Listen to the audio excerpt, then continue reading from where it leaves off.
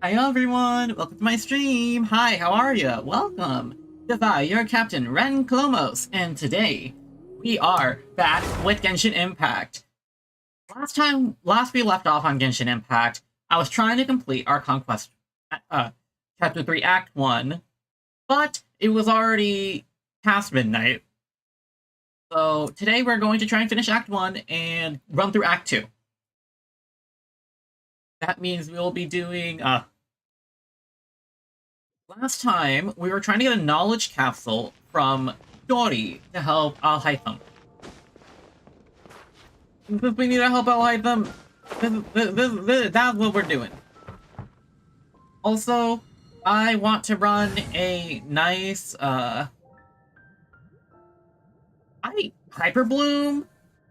and Aggravate have been really fun recently. I don't know if I should be running Bennett on this team, or like another Dendro character for the EM boost, or an Electro character for the energy particle. I could probably run like Fischl here, but this is the team we're sticking with. Anyway, let's just jump right back into the Archon Quest. Hopefully, we can finish Act 1 within an hour. That is my... That's my wish. Within an hour. Then I can go explore this on my own. Fun. I'm probably going to be playing Tanari's story quest sometime before the next update, which is in 4.5 weeks? Yeah, 4.5 weeks.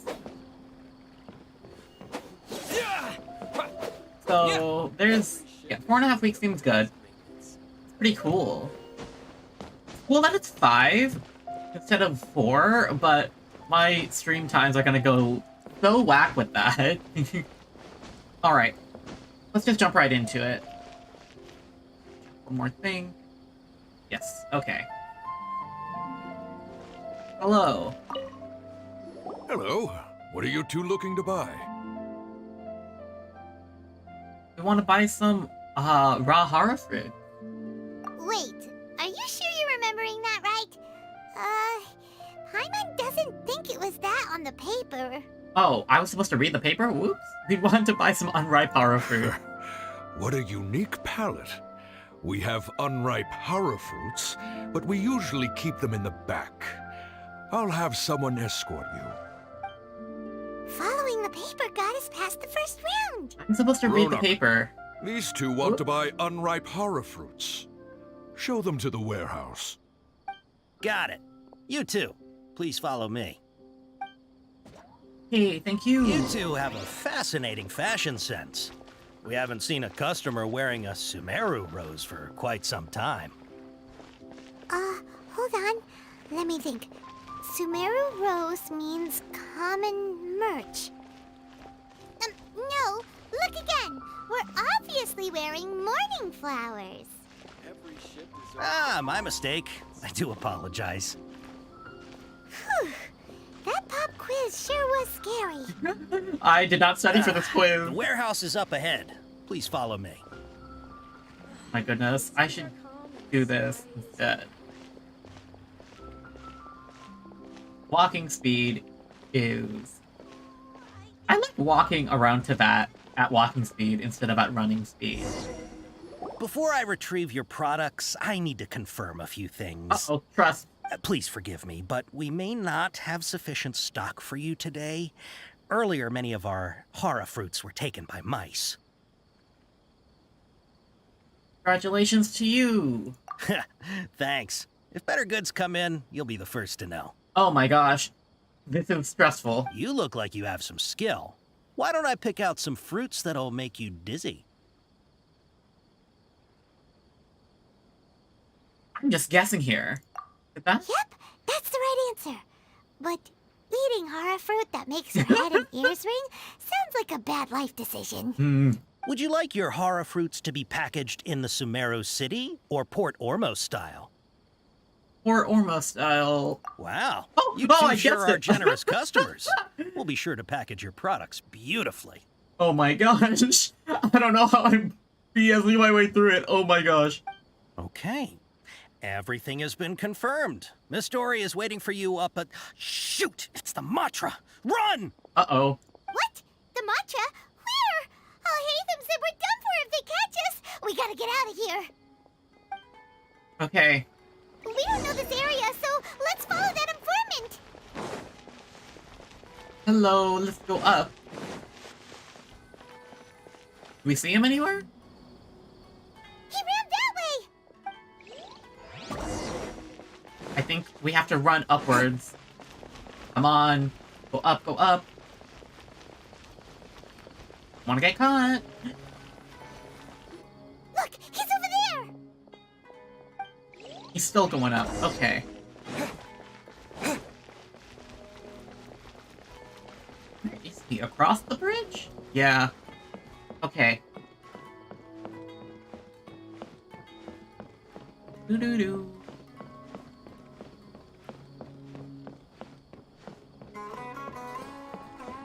Hey, if you're hiding from the Rishbaland tiger, come this way. Another password. Huh? Oh, that voice came from behind the building on the right. Where's the quest item? I need to read this. There it is. Informant cheat sheet. Ah, let's see.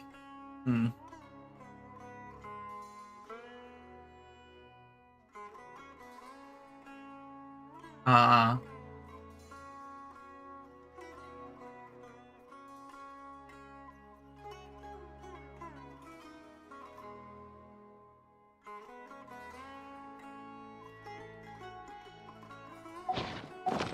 Okay. Well, I already got through all the passwords without knowing it. Here, over here.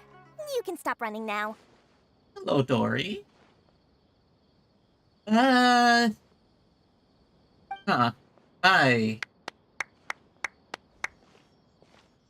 So you were the one who was calling out to us just now. But, are we definitely gonna be safe here? These two good customers wish to buy some horror fruit, Miss Dory. And if there's nothing else, I'll just excuse myself. Ah. But that was rude. Oh, very good. Thank you. Huh?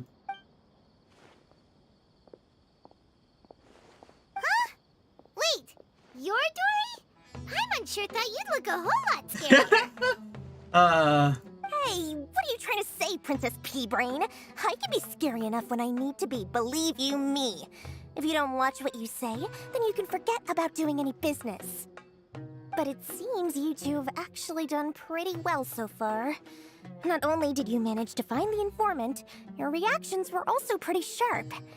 You don't really look like criminals or anything, but I bet my Mora that you've been involved in some shady dealings, haven't you? Well, that's one way to put it. Paimon's not sure if that's supposed to be a compliment, but we'll take it. Okay. I can't risk doing business with people who start huffing and puffing after just a few paces, no matter how much Mora they might have. Not only will they get caught by the Matra, but they'll also get us into trouble. As decent folks trying to run an honest business, we don't need any of that. Wouldn't you agree? So that's why I prefer to have customers like you. Okay. It's your first time here, but don't worry, I won't ask too many questions. Even if you wish to buy enough knowledge capsules to decorate your house with, please, knock yourself out. Ah. As long as you have lots of round, shiny Mora, then we're all good. Can you show us your product? Ah, yes, of course, of course. Go ahead, help yourselves. Voila! Wow. Oh my gosh, that's a lot. Canned knowledge. Whew.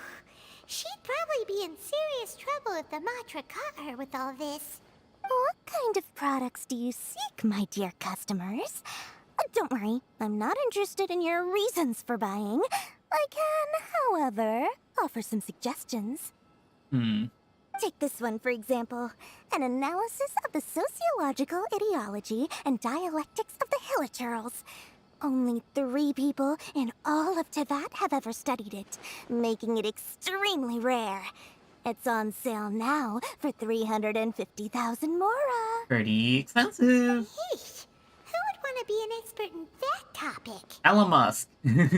Or how about the architectural styles and construction methods of Teyvat in the early Archon War period? Oh wait, that actually does sound really interesting. With this one, you can become an expert in historic architecture preservation and find an excellent, well-paying job in nearly any nation. I just noticed Dory doesn't have the Akasha on. Makes sense.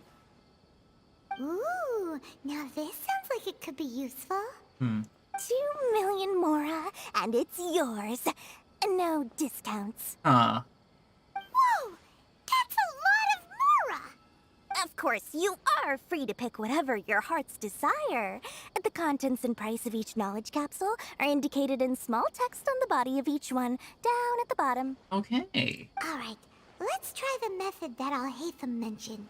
Okay, time to use Elemental Sight.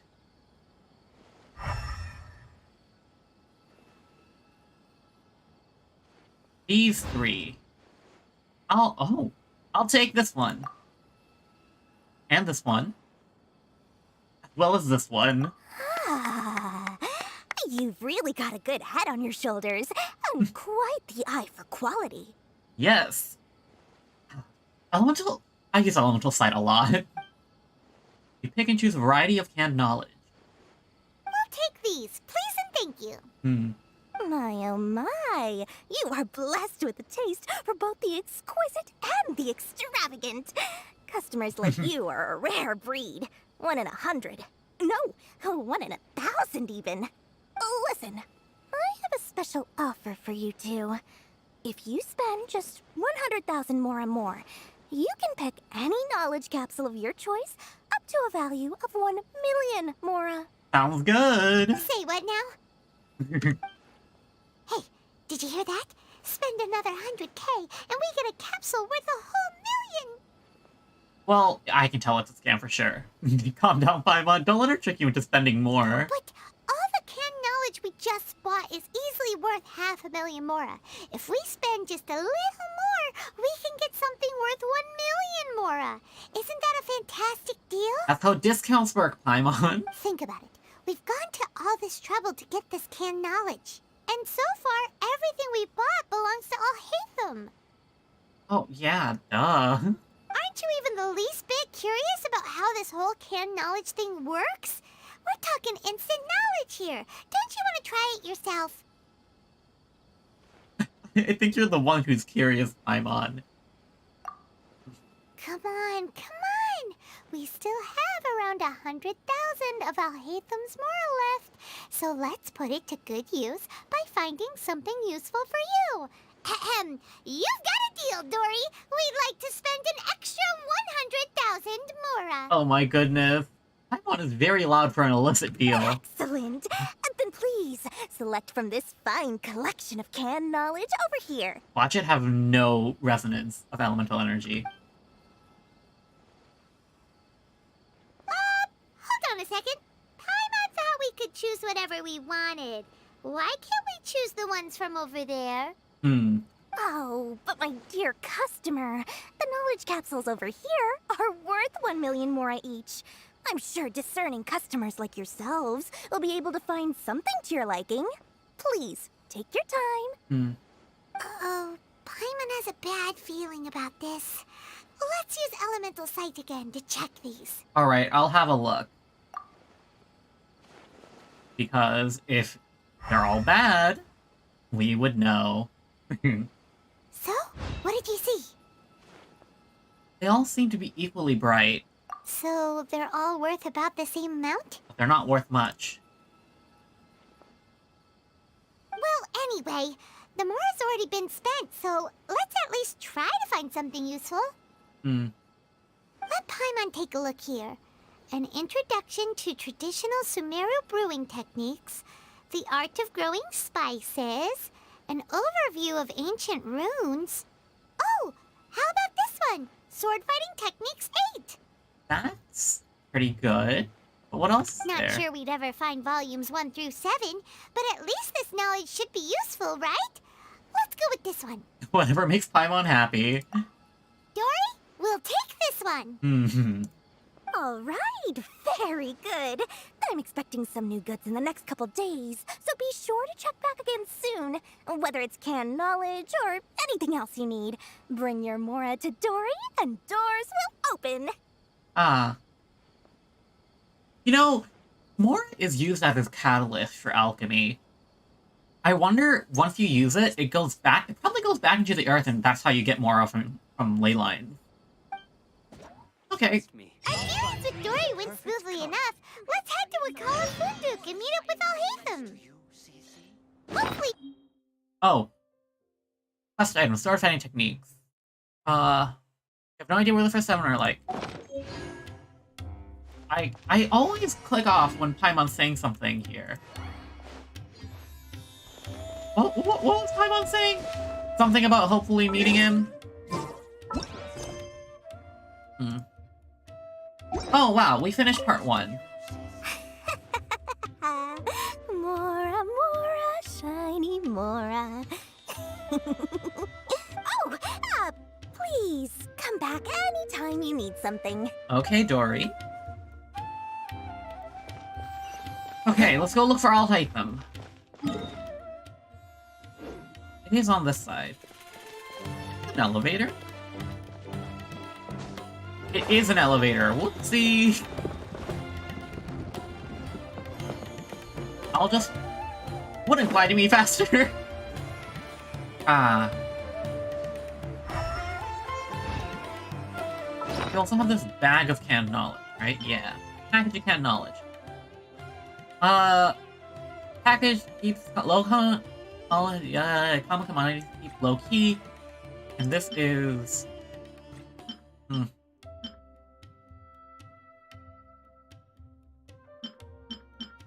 Why is this a 5-star? Why is this a 5-star, is my question. Because the Tainted Blood, the Monolith Fragment, and the Funerary Mask all are 5-star. This is really important for throwing a teapot. But that is suspicious. 100% suspicious. Hello, Al Hatham.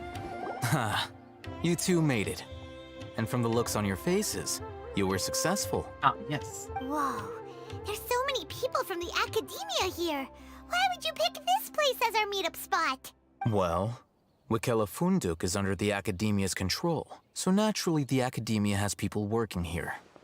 I came to Port Ormos under the pretense of conducting official business. Ah. You're a pretty daring guy. Relax. No one here is interested in anything we say, and the Matcher won't come here. Okay now, tell me how your encounter with Dory went. Pretty good. You bring Al Hatham up to date and give him the Canology purchase. Okay, we did what you asked. So, can you tell us about the knowledge capsule that the academia lost now? Before that, I have to ask, why are you two so intent on tracking it down? You don't have to answer, of course. It's not a secret or anything. We just want to meet the Dendro Archon. Yeah, he just wants to meet the God of Wisdom and ask her about something important. We've been in Sumeru for a while now, but we still haven't found a way. When we heard that the Academia had lost something that might be related to the gods, we came here in case it turned out to be our lucky break. Yep, that's simple. In that case, you're on the right track. Oh. A short while ago, the Academia lost a knowledge capsule in the desert. It's supposedly a divine knowledge capsule. Use it, and you'll gain the wisdom of the gods. Wow, there's really such a thing as that? Hey, if we find it, do you think we could learn how to meet the Dendro Archon? Ooh, or how to find your sister? Well, that would make things much simpler. I highly doubt it has any mystical properties, but it does indeed exist. And it's right here, in Port Ormos. Oh. So, where exactly? Yeah, where is it? That's what we need to find out next. Your goal is to find it too? I won't deny that. I am investigating because I'm curious as to what the divine knowledge capsule truly is. Oh, so just curiosity. As you know, the Eremites in Port Ormos also have their eyes on it. It is an extremely precious item. The knowledge contained within may bring great power or wealth to whoever has it in their possession. Several brigades have been vying for ownership of it as of late, but there is still no victor. My personal finances and connections cannot compete with those of the Eremites. After attempting various methods, I finally managed to reach a tentative agreement with several brigades. Oh. This is gonna be like a group fight? I agreed to forego ownership of the divine knowledge capsule in exchange for the opportunity to study it. After all, there's no harm in understanding what it is. However, there are those who are less amenable to negotiation, such as those from Ain al-Ahmar. Okay. They adamantly believe that the divine knowledge capsule contains the Scarlet King's power, and that he will return to this world when they obtain it. They refuse to let anyone from the Academia tarnish their deity's soul. That's a bit much. So you kept hounding them because they refused to cooperate with you? Yes. Ain al-Ahmar isn't exactly wealthy, but its members are determined to get that capsule by any means necessary. To that end, they've resorted to many methods more foul than fair in order to amass sufficient funds. So, I've been sabotaging their business to force them into negotiating with me. Ah. The divine knowledge capsule should be up for a secret auction within the next few days. Each brigade will place their own bid, and the prize will be covertly given to the winner. To ensure the capsule's security and to evade the Matra's notice, the winning brigade will not publicly disclose their victory. Unless I know whose hands the divine knowledge capsule ends up in, my agreements with them will fall through. Okay. Dory is the most reliable source of information, but that avenue was previously closed to me. With you on board now, the situation is different. Having an informant is a very good idea. In other words, you wanted us to befriend Dory so you could find out where the divine knowledge capsule is. Yes, you can say that. But this arrangement harms none of us. The day after tomorrow, go back to Dory and try to purchase information on the divine knowledge capsule's whereabouts. If she has no information, wait 2 days and approach her again. Okay. If I get the opportunity to study the divine knowledge capsule, I will relay my findings to you. Will that suffice as compensation? That's exactly what I want. Okay, Thank you. then we'll meet up in 2 days. Haytham, before you go, we actually bought a knowledge capsule for ourselves, but we're not sure how to use it. Ah, yes. You two want to try using a knowledge capsule? Sure, I can teach you. Hopefully this is interesting. Doing so right under the Academia's nose is a bit problematic, though. What do you say we head to the outskirts of town? Okay. How to use knowledge capsule. Out of the wild. You know, just seeing this on the map is one of the scariest things I can think of. With a huge ruin guard hand. Port Ormos is so big. It's ginormous.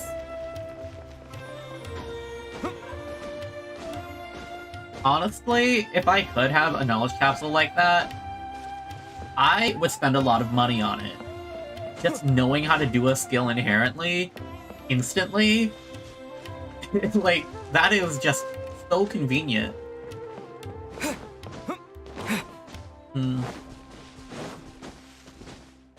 Oh gosh, wait. There's a fishing spot here. I need to put that down so that I know to go fishing later. I grinded out fishing a lot. If you guys did not see... Where is it? I completed this. That Fishing Guide Series 1.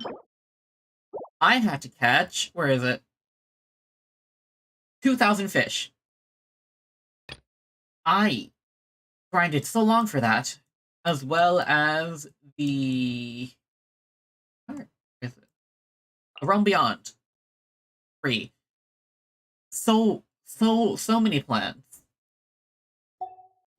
Crazy. Okay, I'll hype him. What's up? Alright, this place works.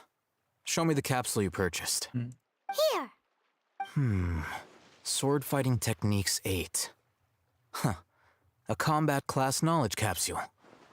This class is something of a rare find these days, since most have been taken by the Eremites to augment their battle capabilities. That's pretty good for us. Really?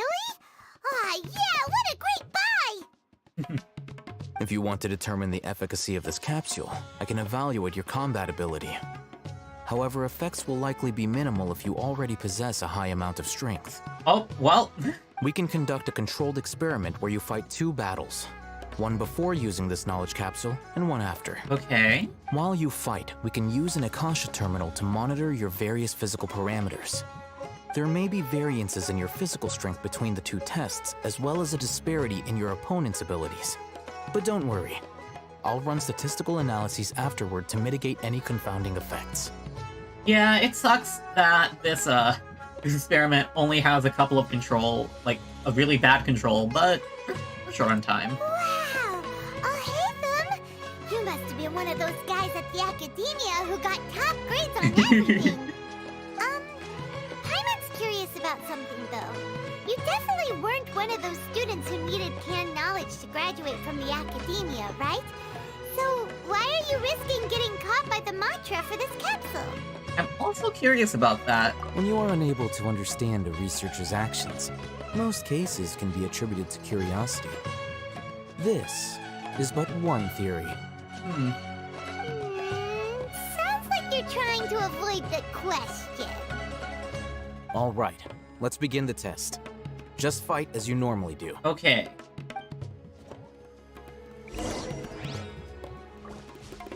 Hello, fungi. Our bond is strong. Rain outlines your... Propagate! Hyper Bloom is such a cool reaction.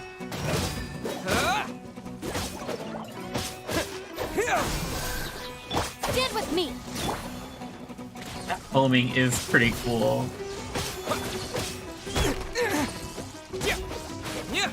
Scatter! Come on. Here we go. Okay. How was that? All right. I'll link your Akasha terminal to record data. The next step is to use this knowledge capsule. It's probably a phrase or something to activate. Hold it in your hand. I'll help you establish a connection with it so you can activate its power.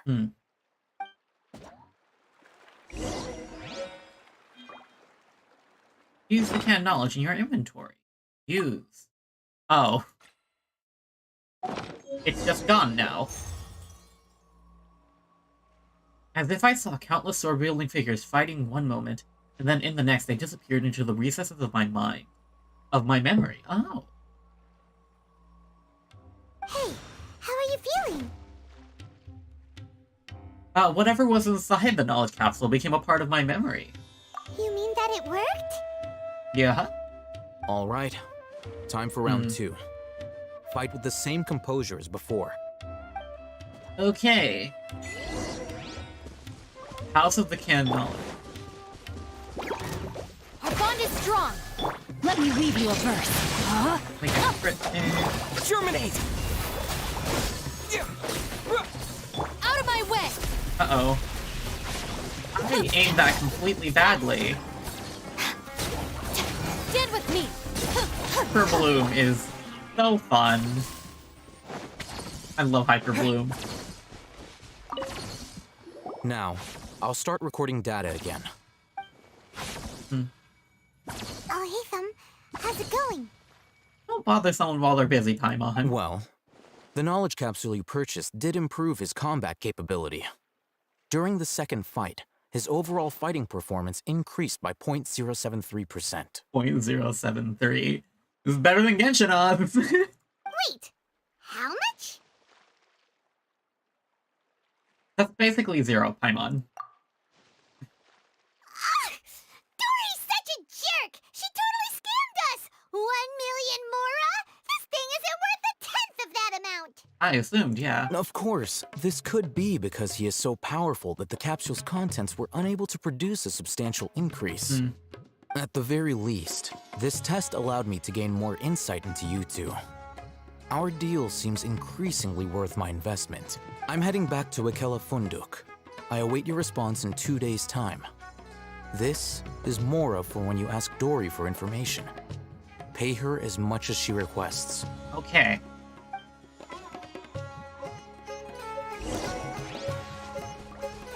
Wait till 2 days from now.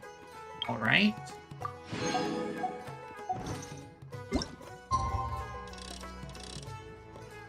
There we go. Day after tomorrow. And we wait for it. Go. Clock goes tick.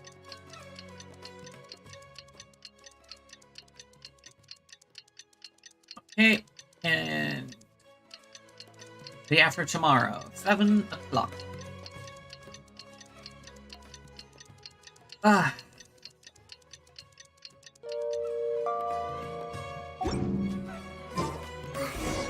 Let's see Dory today and ask her about where the Divine Knowledge Capsule is. Probably just teleport and then dash.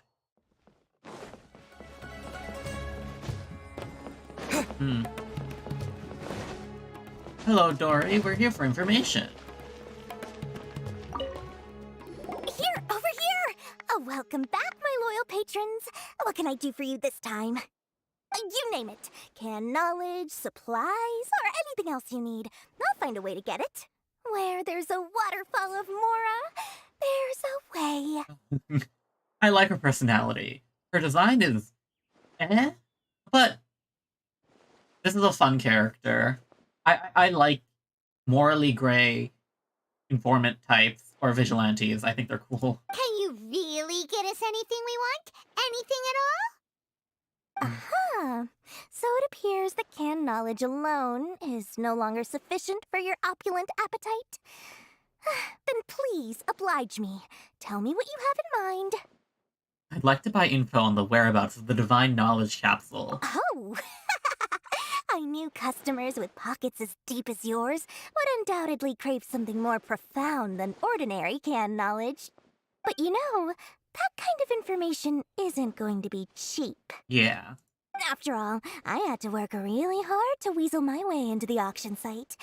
Not to mention that if anyone found out that I was the leaker, I would be in big, big trouble. But how can we be sure your information is accurate? Paimon's curious how you just happen to have this kind of info the moment we need it. Paimon is very good with money. Well, once Paimon can think it through, Paimon is good with money. Because to me, anything of value is what I consider to be my supply. Therefore, I must always be aware of what's hot on the market in order to secure more sales. As for the information's authenticity, well, you've no need to worry about that. I used a camera to take a picture of the transaction. That way, no one can dispute it. I'll buy the information. It's always a pleasure doing business with such sterling patrons. Now that you've paid in full, here's the scoop. The Divine Knowledge Capsule was purchased yesterday by a certain Misery, the leader of Ain El Ahmar. Uh-oh, that's not good for us. Ain El Ahmar? You mean the Eremites who worship the Scarlet King? Oh, Ah, so you're already familiar with them. The group has done everything in their power to obtain the Divine Knowledge Capsule. After all, they believe it contains the power of the Scarlet King. that is something. That Divine Knowledge Capsule is unlike any other canned knowledge I've seen before.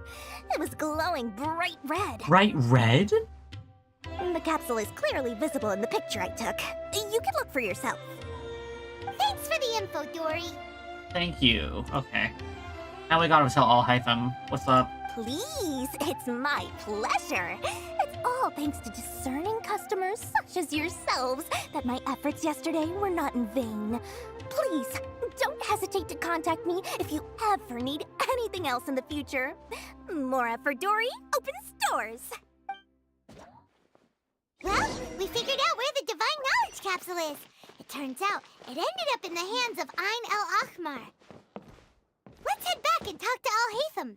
Al-Haytham, yes. Okay, let's look at the pictures. Ah.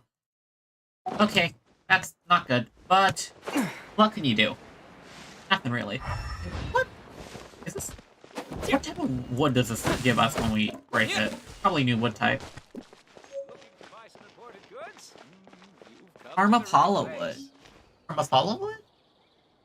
Hmm.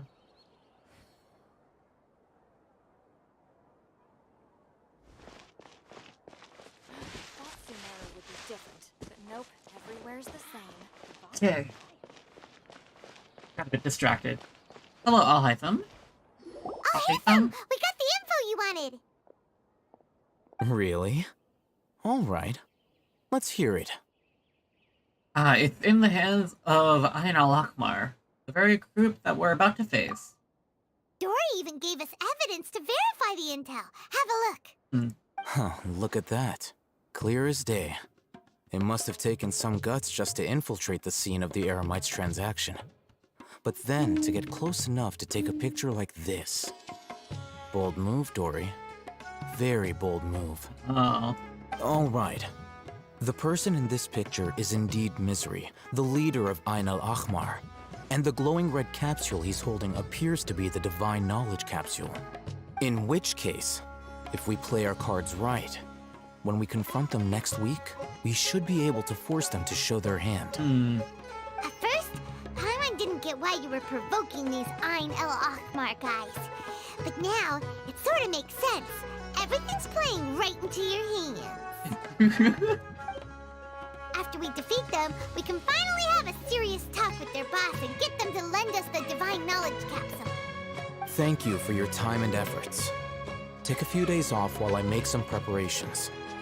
Let's meet up again on the afternoon of the arranged date, 3 o'clock sharp. Unless it's on the Sub-Zero's festival. See you then. If it's on the Sub-Zero's festival, that would not be good.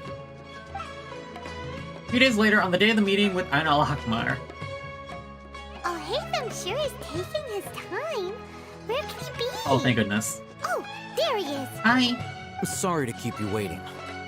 Let's head to the pier in front of Pharos Lighthouse. Yep, let's go.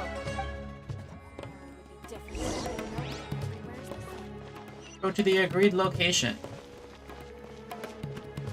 I wish there was a teleport thing besides the bridge above. I'll just have to swim. I like playing Traveler, it's just that usually Traveler isn't that good in many teams. Like, it takes heavy investment to be pretty good. But honestly, I'm just running Noblesse Dendro Enabler Traveler, and it's going pretty well. Just because everyone else is doing the reactions. Traveler is just an applicator. We're not doing spread, it's either going to be Aggravate or Hyper Bloom. Okay. Al-Haytham. I knew you were crazy, but I didn't know you were crazy enough to actually show up. Hi. It was I who demanded that these negotiations take place. I was more worried that you might go back on your promise. But to your credit, it appears that you're sticking to your word. This is turning into quite an occasion. I also brought some backup. I assume you don't mind. Yeah, you don't, do you? Backup? Aren't you the brat from the restaurant the other day? You've come to support this lunatic because he helped you out? Fine. Your funeral. I'm not going to mince my words. Once we're done with you, you'll be nothing more than fish food. Get 'em, boys! Alright.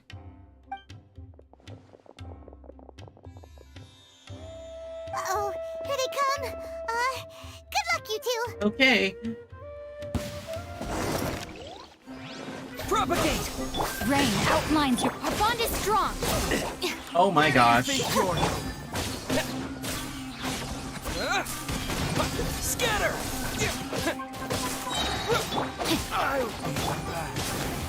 Virgin. Hello. Spring forth! Propagate! Alright. Let's light it up. Hyper Bloom is just... Hyper Bloom Aggravate is just so cool. Oh, cutscene. Academia scum!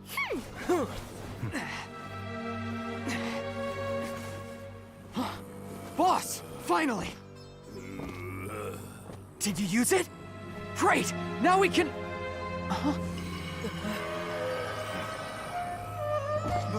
Boss? Boss!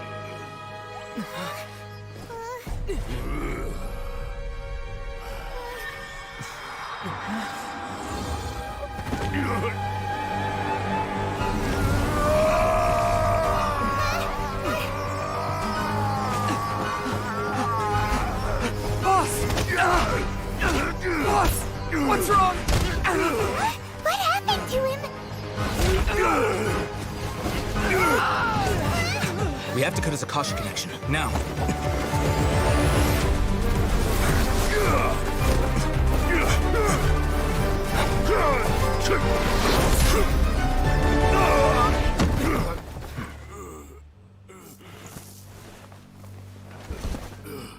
Target acquired! Arrest him!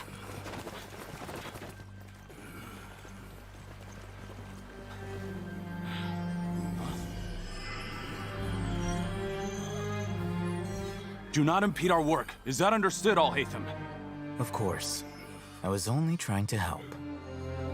Take him away!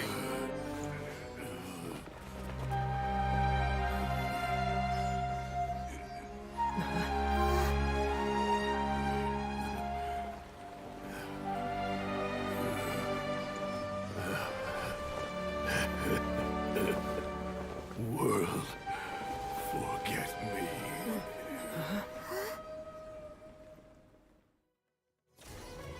Oh my gosh! What in Tibet just happened?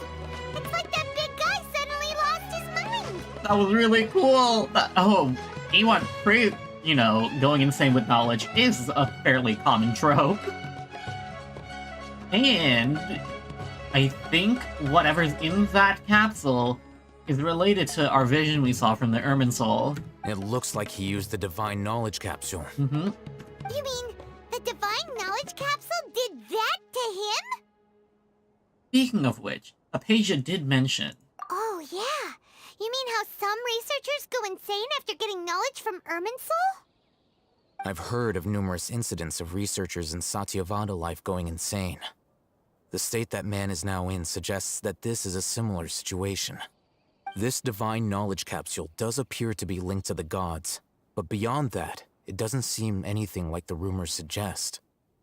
Possessing it doesn't grant you divine wisdom or power. Did you hear what he said? World, forget me. What could that possibly mean? Yeah, what could it mean? That's exactly what I heard before at Irminsul. If the mantra took him away, then that means the Academia got the Divine Knowledge Capsule back too. What a shame. We were so close. To be fair, we don't really need it anymore. Still, Paimon didn't expect the Divine Knowledge Capsule would be so dangerous. Imagine if we tried to open it. Oh, who knows what would have happened to us? As things stand, there is no reason for me to remain in Port Ormos. I believe our collaboration has also reached its end. Ooh, shady, not telling us about the capsule. Oh, we were so busy trying to find the Divine Knowledge Capsule that Paimon forgot to ask you something.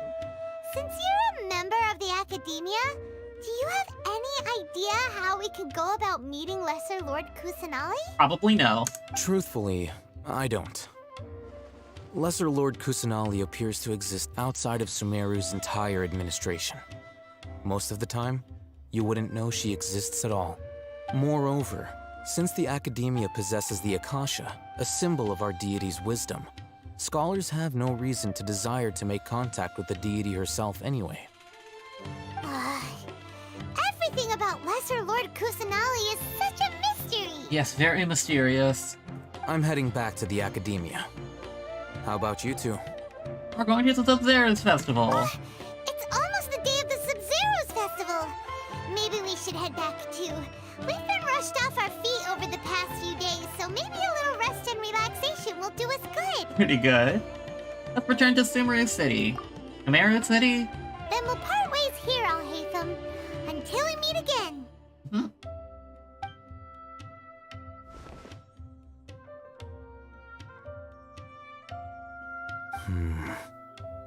Now, do I deal with this thing first? Or should I produce the report that the higher-ups require? Oh? Oh! Oh, is there multiple different sects inside the Academia? Through mist and smoke of Dar's Forest Dark. Okay. We finished Act 1. Now, Act 2, the coming of the Substairs Festival. Ah, yes, Tanari's too. We will do that sometime before the next update. Oh my goodness. But, Substairs Festival time. I'm excited to see, what is it? Junior Zard, Dia, and, Nilu again. I think it's Nilu. We didn't miss the Sub-Zero's festival, right? Let's hurry and find Dunyarzad. Paimon thinks she must be around the Grand Bazaar, since she showed us around there last time. I'm gonna be very happy exploring Sumeru later. But for now, let's head to the Grand Bazaar. I think it's through here. Yes, it's through here. Okay. The Grand Bazaar is so cool. Hello, Junior Zard. There she is! Dunyarzad! We're back! Junior Zard. Just as promised, Traveler and Paimon. I'm so glad that you two came back to celebrate Lesser Lord Kusanali's birthday.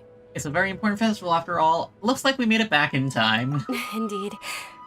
The festival's tomorrow.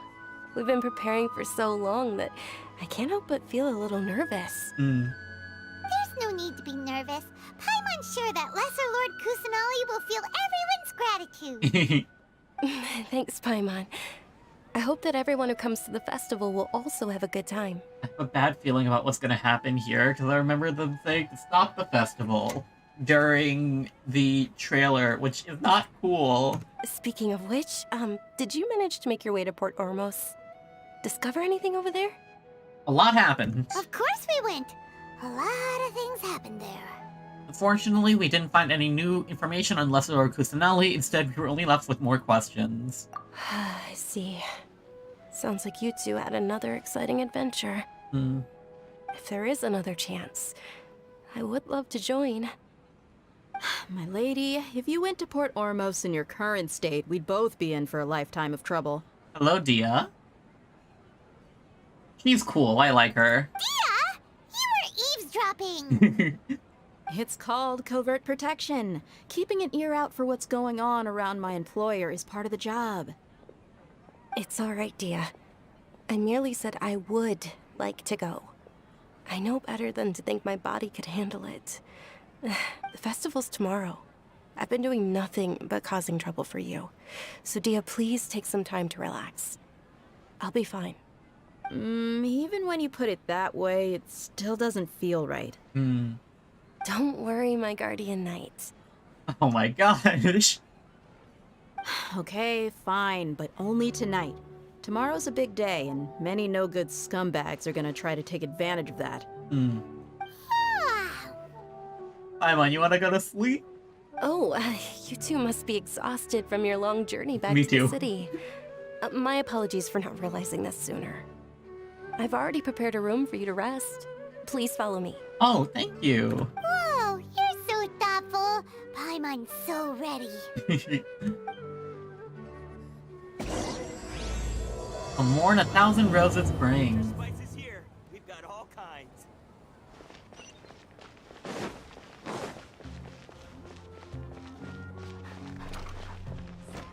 Okay.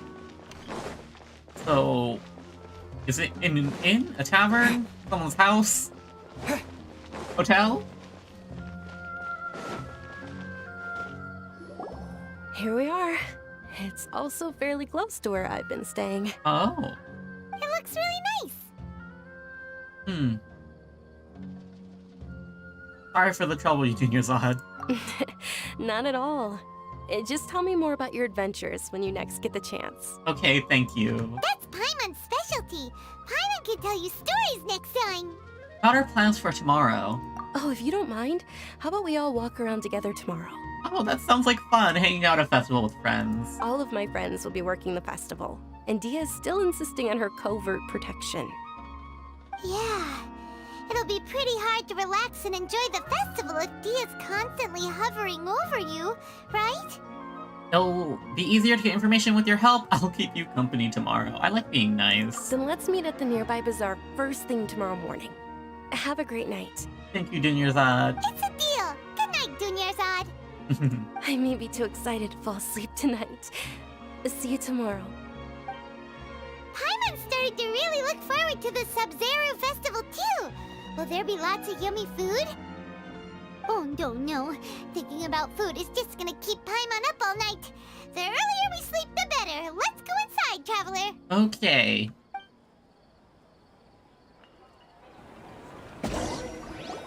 Happy? Did we oversleep? Hopefully not. We should go meet Dunyarzad right away. Okay. Go to the appointed place. Are you, Dunyarzad? Hopefully she is here. There she is. Hello. Traveler, Paimon, I've been waiting for you two. Oh, sorry. Good morning, Dunyarzad. We must have overslept a little bit. Not at all. I arrived early. Oh. Today is finally here. I must cherish every moment as if it were gold. You've worked so hard for this day. You gotta enjoy it to the fullest. You know it. Oh, it's just that, as expected, I had some trouble falling asleep last night. I'm hoping my body won't be too much of an issue today. Yes, hopefully. Well, shall we? Let's start with the stalls over there. Many vendors came out of the blue to support the event, and they insisted on covering costs themselves. Let's go give them some business. Okay. They paid for everything out of pocket? Oh, sounds like they're not in this just for the Mora.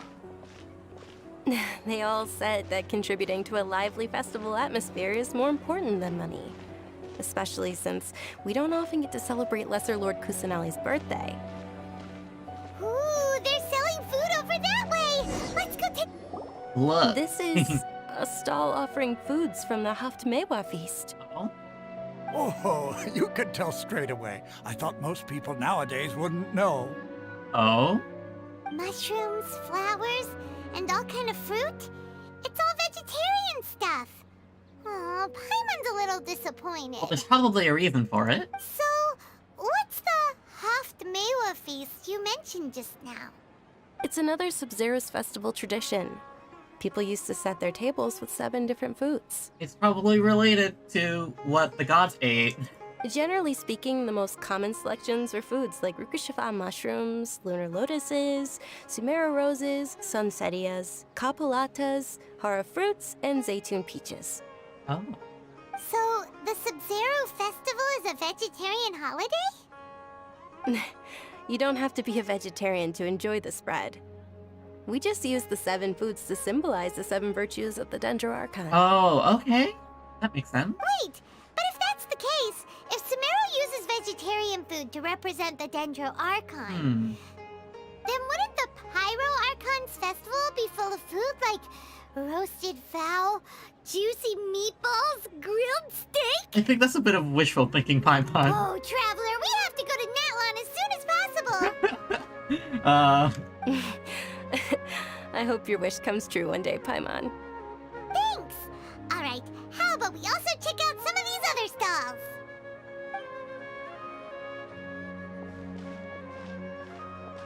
Dear customers, would you like to try your hand at alchemical divination? Alchemy. Here we are. Hi. What's alchemical divination? Those two things sound like they'd be fun to try together. Right? I thought the same when I first heard about it. It is said to be a mysterious craft invented by none other than Lesser Lord Kusanali herself. Oh. So, how does it work? It's quite simple. After you give me any 2 alchemical reagents, I'll use them to perform a random transmutation. Random transmutation? Sure sounds random. So random that it will probably fail. Come on. That is precisely what we need.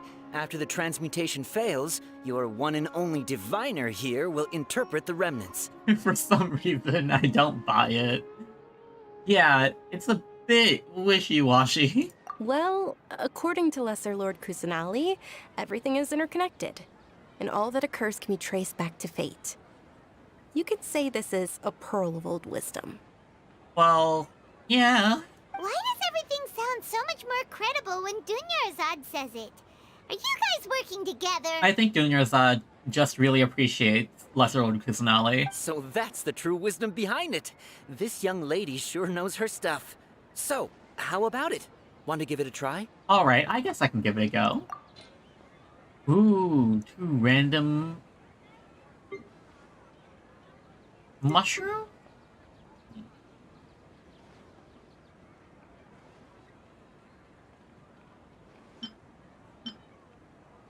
Paradisa. And... ooh, I know. Do we have... I don't think we can use Windwheel Aspers here. No Windwheel Aspers. Dendrobium... seems... bit much. We're probably gonna get the same answer anyway. Kishi? Do we have any Mondstadt flowers? We have Lampgrass.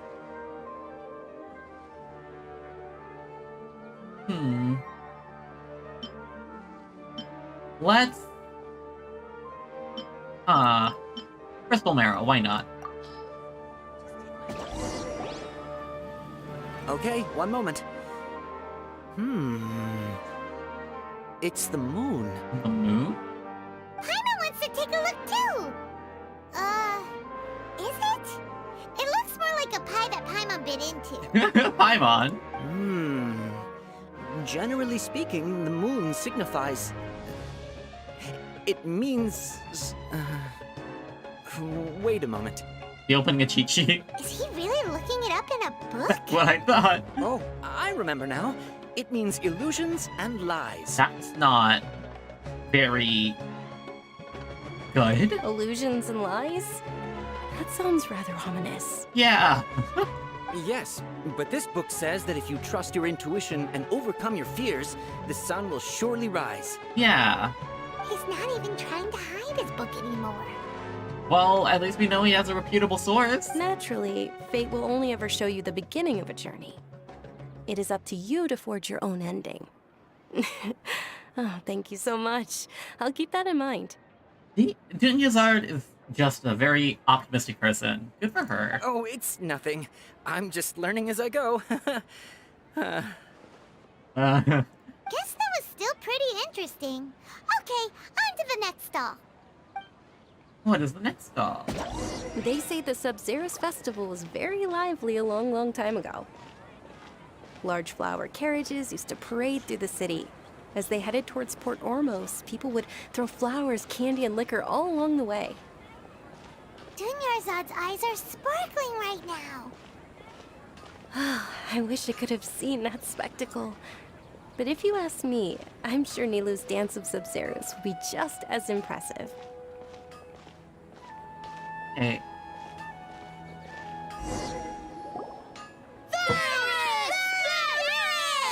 Oh, is this a toy booth?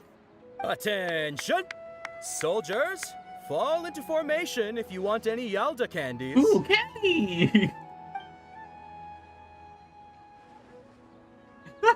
It's a weird guy with a weird hat.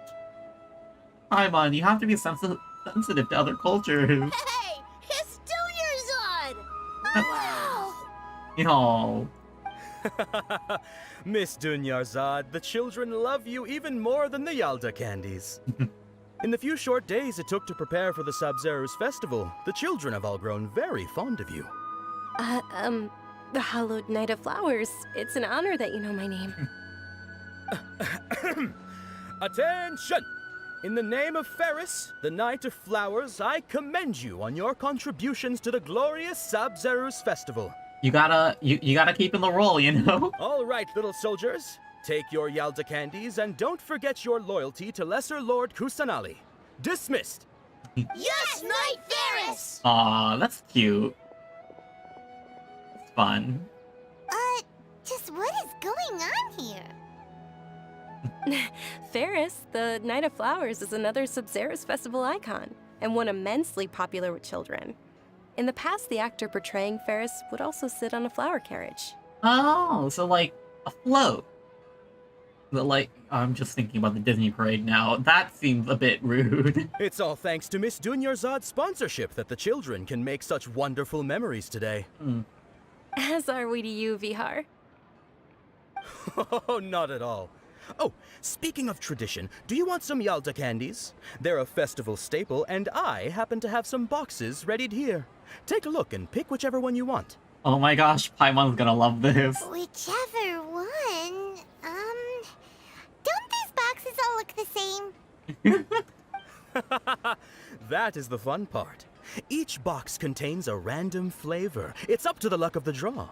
Flavors include lavender melon, hara fruit, sunsetia. Oh. Ooh, those all sound pretty good. I do love a good fruit candy. I love fruit juice hard candies. They're so nice. I think I talked about this before, but I gotta bring it up again. They're really, really, really good. I wish I could buy more of them, but I never find them whenever I go out. And there's also lizard tail and oni kabuto. Oh. Huh? What's up with those two flavors? Oni kabuto is a little spicier than lizard tail. Oh, so it's like a spicy treat. Dunyarzad, you tried them before? Traveler, help Paimon pick one. Paimon wants the sunsetia flavor.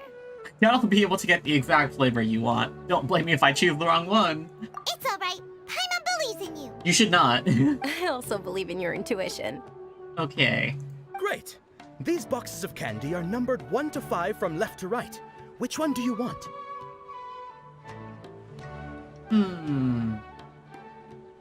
Number 2. Give a little thought. Number 3? Number 4. Number 5. I want the blue one. What is it, 1? Definitely number 1. Attention! That's unfortunately lizard tail. Oh no! Oh, Paimon thought you survived so many epic battles because you had incredible luck. But looks like Paimon was wrong. The sunsetia flavored candy was in box number 4. How about this? The most important thing is that everyone has a good time at the festival. So please, take both boxes. Box number 4? Huh. Really? Thanks a lot, Knight of Candies. It's Night of Flowers, Paimon. It's Night of Flowers, not Night of Candies. Paimon really wilted the carriageless Night of Flowers. They all basically sound the same. We got our candy, so let's keep going. Oh, actually, I just remembered that I left something behind. Since you're here, can you come with me to get it? Sure thing. Dunyarzad, you probably forgot because you're so excited about the Sub-Zero's festival. Okay. How embarrassing. Okay. Turn to the nearby quarters. I think I saw a spoiler on TikTok. I'm not sure, but I think this is where it is. This is about to get a bit confusing. I have a feeling. Okay. We're too late. Who knew the little lady was such an early riser? Uh-oh. I know, right? Hey, wait a minute. Boss, isn't that her? Oh? Oh, that most certainly is. We're in luck. She's walking right into our clutches. Yes, help save her. Those Eremites don't look like they're up to any good. They're doing their job, Paimon. It's fine. Who are you? I don't believe the Homayanis hired you. Uh-oh. That's right.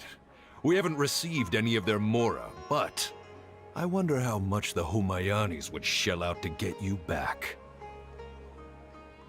Uh-oh. They're a gang of kidnappers! Traveler, hurry and protect Dunyarzad! We'll be fine. Professional here, ready to go. Hey, did you scumbags even consider that the Homayanis might have hired a merc that outclasses you? And there's Dia. Hi. You're... Dia! Dia the Flame Main. No wonder we mercs haven't heard anything about you for so long. You sold your unruly mane to the highest bidder. Ooh, oh. Yeah. Don't speak so disrespectfully. My family started working with her as gratitude for her past kindness to us. Don't worry about it, my lady. Just some friendly banter between mercs. One punch and those rabid dogs will expose themselves for what they really are. Ooh, I wonder if Dia is a brawler like Hazo. Aren't your claws all dull by now? Don't get too cocky! I guess we can help out. Traveler, take Miss Dunyarzad to a safe location. Alright, Dia. No, we're gonna stay and help. There's too many of them. We can't guarantee anyone's safety here. Dia's top priority is her employer's safety. You're right. Alright, fine. Please be careful, Dia. Don't waste your time worrying about me. This is my job. Look out for yourself. After I've wiped the floor with them, I'll go find you all. Okay.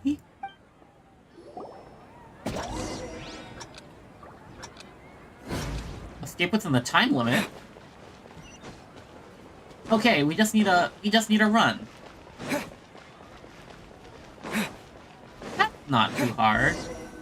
Easy. Oh wait, are you okay? Dunyarzad, are you okay? You look a little pale. Are you in shock? I don't like this camera angle. I'm fine. My body always reacts like this whenever I exert myself too much. You sure you're okay? I'll be fine after some rest. I'm more worried about Dia. After all, none of this would have happened if I hadn't insisted on coming out today. Don't worry, she's tough. She's protecting you because she agrees with you. Yeah, don't worry.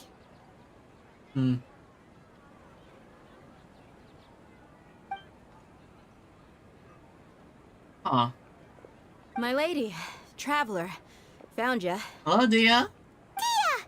You took care of them so fast! Pretty good. Any more of them? Or rather, did anyone follow you? No, I just checked. Dia, your arm. Oh. Oh, this? I'm fine. It's just a scratch. Normally, they wouldn't have been able to land a hit on me at all, but I'm still getting used to this new greatsword. Oh, she's a Claymore user? Pyro Claymore. Force or Pyro Claymore, huh? Please, let me take a closer look. Come on, it's nothing. Us mercs aren't as fragile as you think. Hold on, you said something about a new greatsword. What happened to the one you were using before?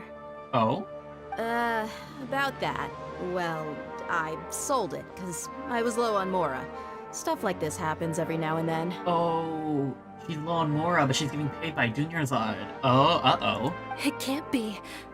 The anonymous donation that was used for the venue's final round of preparations? Wait a minute.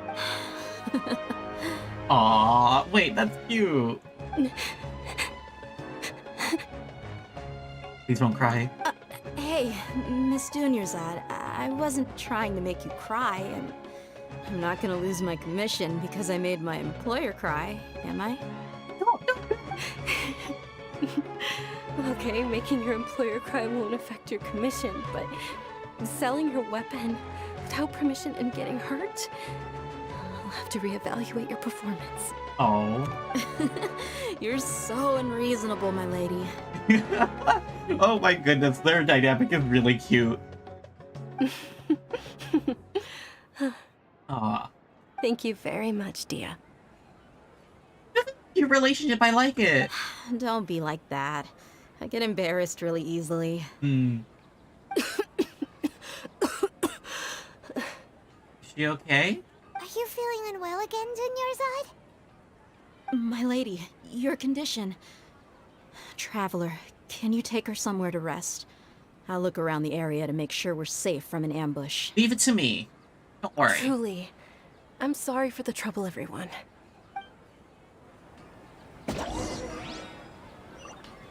Okay. Down to the docks. Or, no, the port.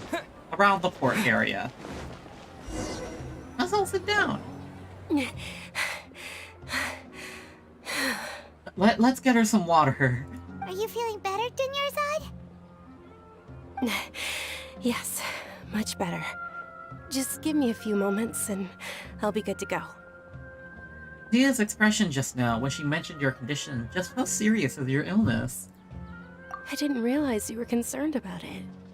I guess I shouldn't continue to keep it a secret. I was actually born with Elazar. It's terminal now. Elazar? Oh no! I guess. Oh no, she has Elazar. Can't believe it's Elazar. Yeah. Oh, you've already heard of Elazar. In that case, you probably know about its severity. Oh. Sumeru's current medical advancements still haven't been able to find a cure. The disease's progression can only be delayed through environmental therapy. Dinyarzad. Now I have two people I want to help find the cure for. There's no need to be sad. I've always lived with Elazar and I came to terms with it a long time ago. Compared to the simple fact that I'm afflicted with this, its effects on my life have been much more painful. I know that my family loves me dearly. They've done all they can to provide the best environment for me so that I can live for that much longer. However, I know I will one day succumb to this. Did you know? Before I ran away from home this time, the world outside of my home didn't even know that I existed. Oh, wow. Since I was a child, all I could do was sit on my bed and stare at everything outside of my window. I'm sure my family's worried and disappointed in me for running away, but I just didn't want to have any regrets. I wanted to meet other people. To me, there's nothing more beautiful than being able to meet and speak with others. Not to mention the incredible time spent preparing for the festival. The joy on everyone's faces here, and all the support I've received from friends like Dia. This way, when my final day does arrive, it will be less sorrowful. Trying to live life to the fullest. At the very least, many people will remember that I once existed in this world, right? Don't say that. You still have happy times yet to come. As long as you don't forget Paimon. Paimon also won't forget about you. No.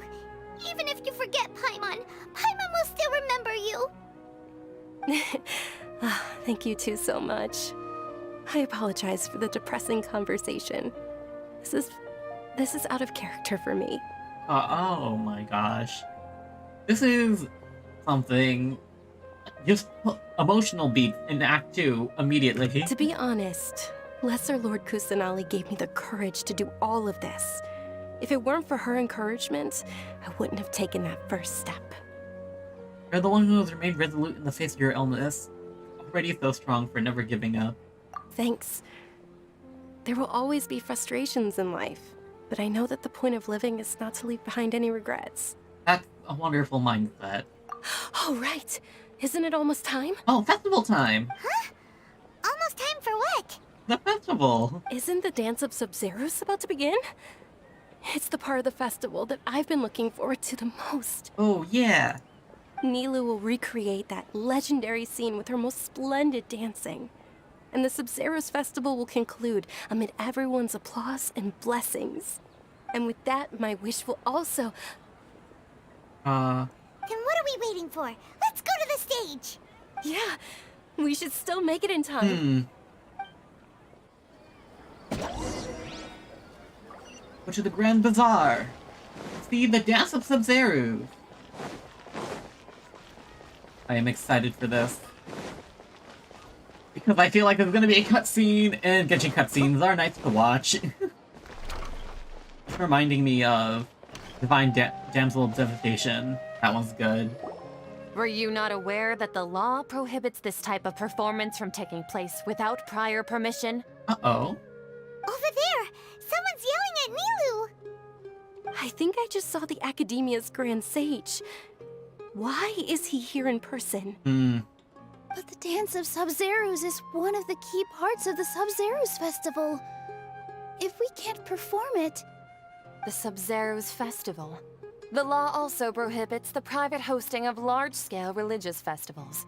Only the Academia can host such an event. More and more stuff about the academia makes me dislike it. If you continue to resist, we will have to order an investigation into every single event organizer. Hmm. The Grand Sage has already granted you much leniency. I advise that you exercise tact. Ah. How did things turn out like this? That really sucks. The Academia was originally responsible for the Sub-Zerus Festival, but they failed this responsibility for many years. I need to speak with them. Don't go, they had the final say in all of this. If we force their hand too much, the situation may get ugly. This is a hard pill to swallow, but you're right. Things would only get worse. That really sucks. Art. Dance. Aren't you ashamed of pursuing such frivolous and meaningless activities in this land of knowledge and reason? That's some elitist bull garbage. Our Archon created the utopia that is Sumeru City for all scholars who sought validity, verity, and truth, while people like you wish to defile it. No. I believe that our Archon never rejected the arts. Even the goddess of flowers dedicated a dance to her. With your lack of intellectual credentials, I do not believe you are qualified to debate with me. What you should be doing is finding workers to tear down this ridiculous eyesore. Aye. Rude? When we return, have the scribe draft an ordinance before the next Nyagarbaha Day that prohibits public art performances. We will announce it to the public later via the Akasha. Oh my gosh, they're really banning the art? That is insane. Understood. I will inform him when I return. Oh my... crazy. The Sub-Zerus Festival. Go celebrate the birth of that god to your heart's content. It seems like they really hate Lord Kusanali. Nilu, are you okay? Oh, Dunyarzad. You all saw that just now? The Grand Sage ordered us to stop the performance. Yeah. Let's go somewhere the Academia can't find us and perform there. But how do we let everyone know? And what about the atmosphere on the stage? Or we could get people to block them off so they can't interrupt the performance. No. They just threatened to investigate the organizers. If we were caught... Nilu, it's all right. Don't worry about it. Just happy that... I think Dunyarzad is just happy the festival happened. But you've been looking forward to the Dance of Sub-Zerus so much. And I know how important this festival is to you. I don't want you to have any regrets. It's okay. Seeing you care this much about my feelings is more than enough. Oh. It would be too risky to continue the Sub-Zerus festival at this point. I don't want to get everyone in trouble. If you say so. But... you can sneak out for the next Sub-Zerus festival, right? We'll make sure the next one is a smashing success. Yeah. This really sucks. The next one. Oh. Yes. Okay. It's a promise. It will be a smashing success. I don't think she agreed that she would go to the next one. That really sucks. I can't believe this is how things turned out. Those heartless geezers. Is there anything else we can do? Should we try to think of another way? It really is okay. There's nothing we can do about it. Still, I'd be lying if I said I had no regrets. I would have loved to see Nilu's dance. The Air Festival was forced to come to an unfortunately abrupt end. A lot happened today. It's a shame the festival ended the way it did. Yeah, it really does. Nilu and Dunyarzad promised to make the next Sub-Zerus festival a success, but Dunyarzad is running out of time. I'm sure she knows that very well. This may be a regret that can never be resolved. Yeah.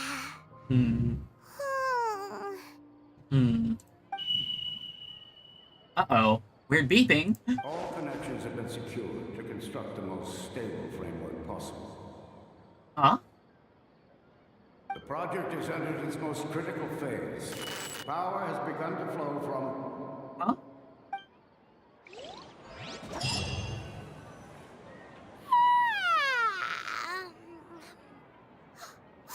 We're gonna be late! It's all because you wouldn't get out of bed! We should go meet Dinyarzad right away!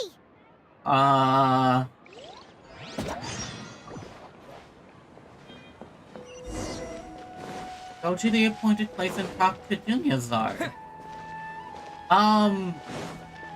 The arrival of the Sumeru's festival? What wait a minute. Wait a minute? Good morning, Dinyarzad. Sorry we're late. Is this? Not at all. I arrived early. You seem kinda tired. Did you not get enough sleep? I'm doing well. There's no need to worry. Shall we go? Let's start with the stalls over there. This doesn't seem good. Sure! Traveler? Why are you just standing there? Let's get going! He seems... fatter than last time? But this is... Ooh, they're selling food over that way! Let's go take a look! But... something's wrong.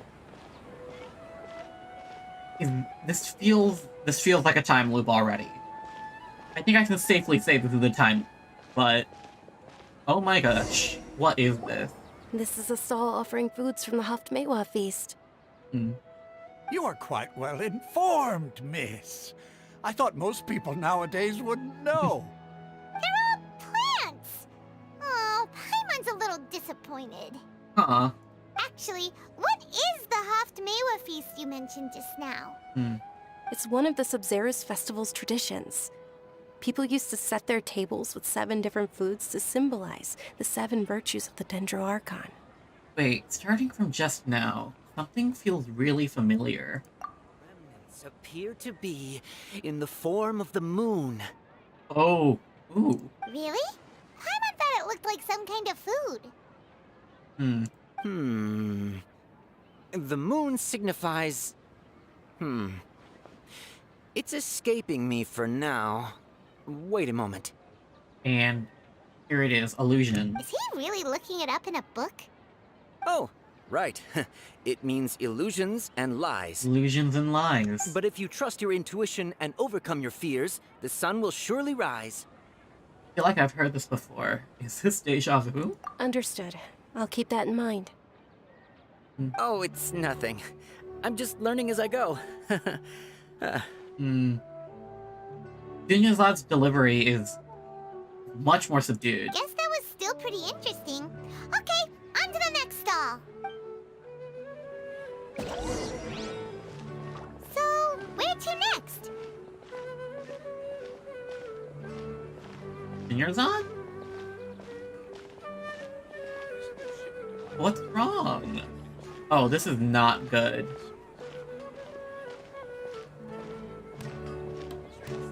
What is it? Box 4, I think? It said box 4 for the Sunsetia one.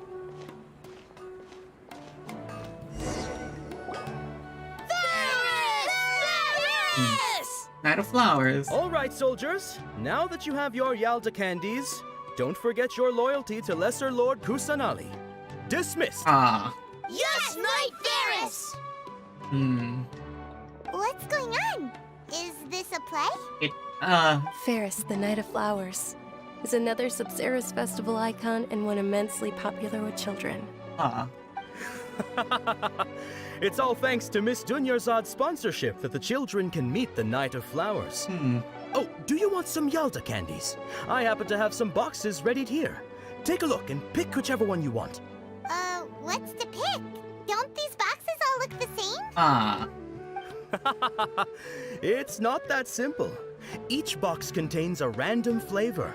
It's up to the luck of the draw. Very Flavors strange. include lavender melon, hara fruit, sunsetia. Ooh, how interesting. And there's also lizard tail and oni kabuto. Ugh, why do those flavors even exist? Traveler, one. Paimon wants to eat the Sunsettia flavor. Great! These boxes of candy are numbered 1 to 5 from left to right. Which one do you want? Number 4.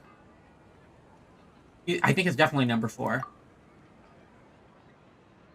Ah, excellently chosen. Number 4 is indeed Sunsettia. Ah. Ha! Paimon bet you had incredible luck, and Paimon was right! That just now, I don't think that was luck.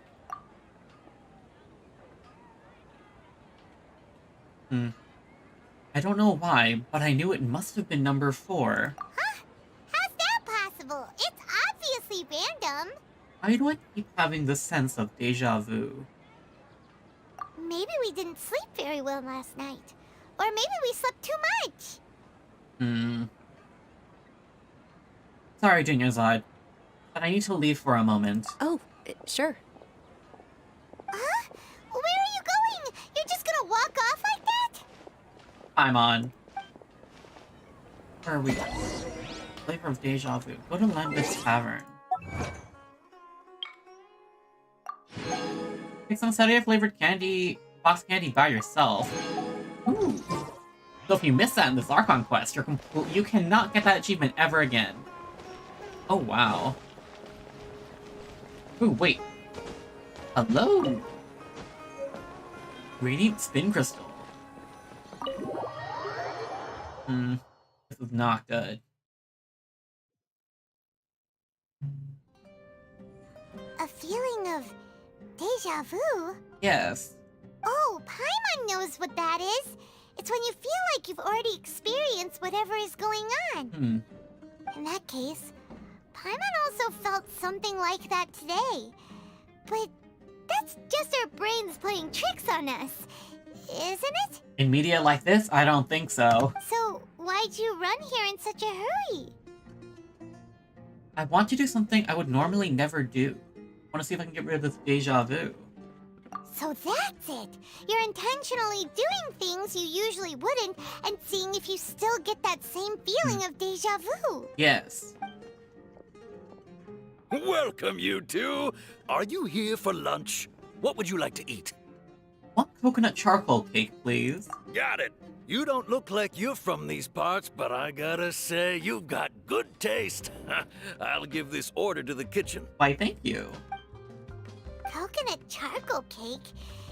Isn't it that burned thing that didn't look tasty at all? But it probably tastes good anyway, honestly. Oh, Paimon understands what you're trying to do now. You'd never normally order something like this. Yeah.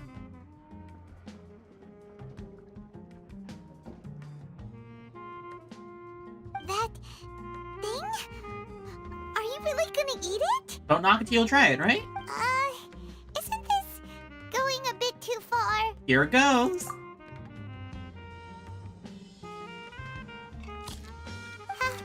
How was it? The look on your face is telling Paimon that it tasted awful. No, it actually tasted really good. Then, you mean... It's flavor. I've definitely eaten this before? That's impossible! We were just talking about how gross it looked! So, would this be a case of taste bud deja vu? I'm gonna get rid of it after all. It looks like I tried this before. Paimon also gets the impression that we've been here many times, even though we aren't regulars. Huh. Oh no, it's not just one time loop. It's an extreme number of time loops. How about we go out again and try something else?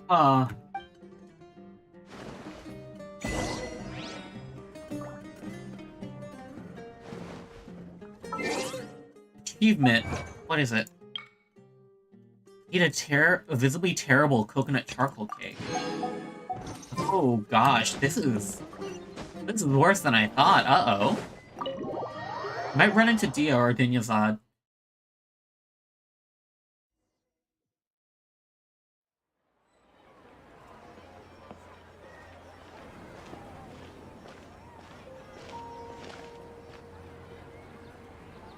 Hey, Dinyazad is sitting by herself on that bench over there.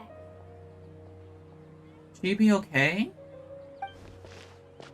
feel like physically she's getting worse. What a coincidence, Dunyarzad. We meet again. Why are you sitting here all by yourself? Oh, I ran into some kidnappers just now, but thankfully Dia came to my rescue. I started to feel unwell after that, so I sat down here. Okay. Kidnappers? Oh my goodness, are you hurt? Look at Ether's face right there. I'm okay. Dia's arm got scratched, but it isn't serious. Oh, wow. Whew. That's a big relief. But, Dunyarzad, you seem a little down today. It's the Sub-Zero's festival, and you've been looking forward to it so much! Not at all. I've always been like this. Excessive physical exertion or strong emotions tend to aggravate my illness. Oh. Besides, no matter how amazing today may be, it is but a single day. After however many more days, my time will come to an end. Something is not right about Dunyarzad. Paimon doesn't quite follow you, and Paimon feels like something's really got you down right now. So sorry for leaving you behind earlier. It really is fine. I don't mind. I just experienced a number of strange events. Have you noticed anything out of the ordinary? Huh? Did something happen? Yes, you could say that. Dunyarzad, have you ever felt deja vu? You know, like when you've already experienced something that's happening right now? Yeah. Deja vu? No. But my days have been the same for years now. Even if I were feeling deja vu, I suppose I would already be used to it. Oh, Paimon sees. Then, is it only the two of us? No. It's almost time. Huh? Time for what? The Dance of Sumeru. Nilou's Dance of Sub-Zeros is about to begin. Let's go. And we run into the academia, stopping the dance again.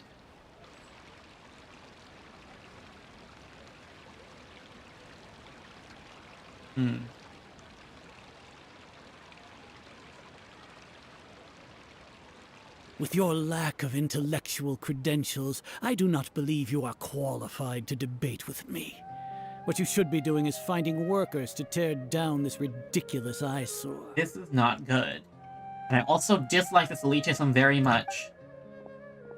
When we return, have the scribe draft an ordinance before the next Nyagarbaha Day that prohibits public art performances.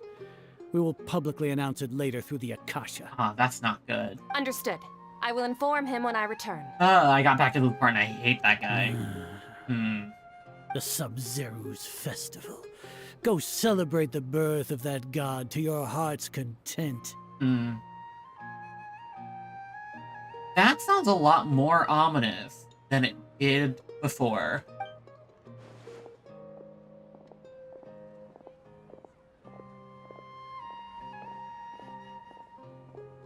Huh.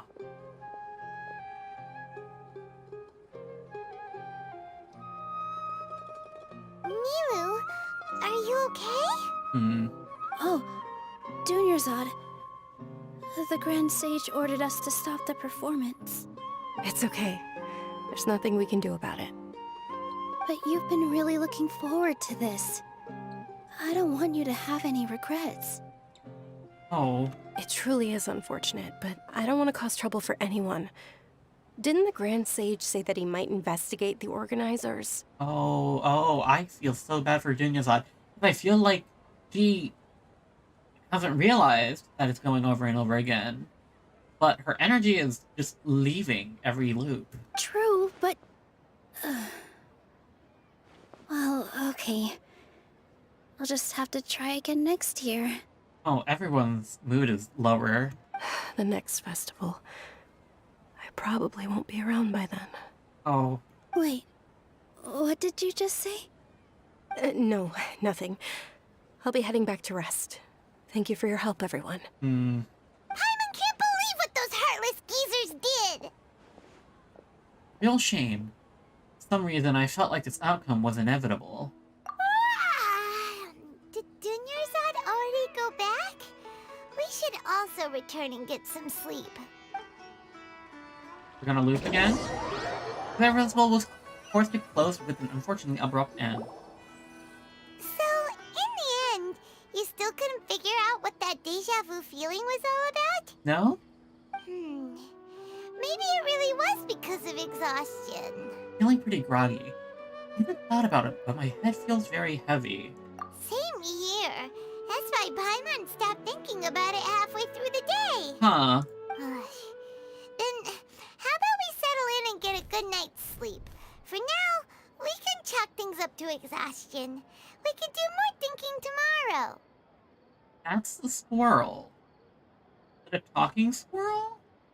Like the archipelago?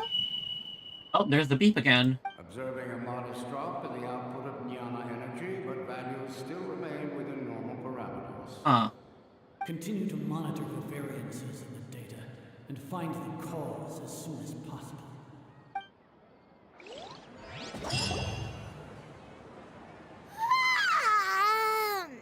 Why does Paimon feel so tired after so much sleep?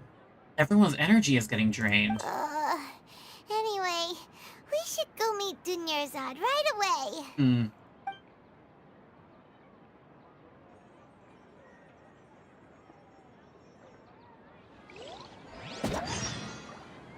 The continuation of the Sub-Zeros Festival. Oh my gosh, this is... I hope Dunyarzad isn't completely out of energy. She's not there. Oh no, she's not there. Oh, okay, okay, it's just render distance. But I hope she feels better. Good morning, Dunyarzad. Sorry to keep you waiting. Not at all. I arrived early. Oh, she sounds even more tired. Huh? Paimon thinks you sound kinda tired. Did you not get enough sleep? I'm doing well. There's no need to worry. Shall we go? Let's start with the stalls over there. Great idea! Let's get going! Traveler? It feels all too familiar. With a strong sense of deja vu.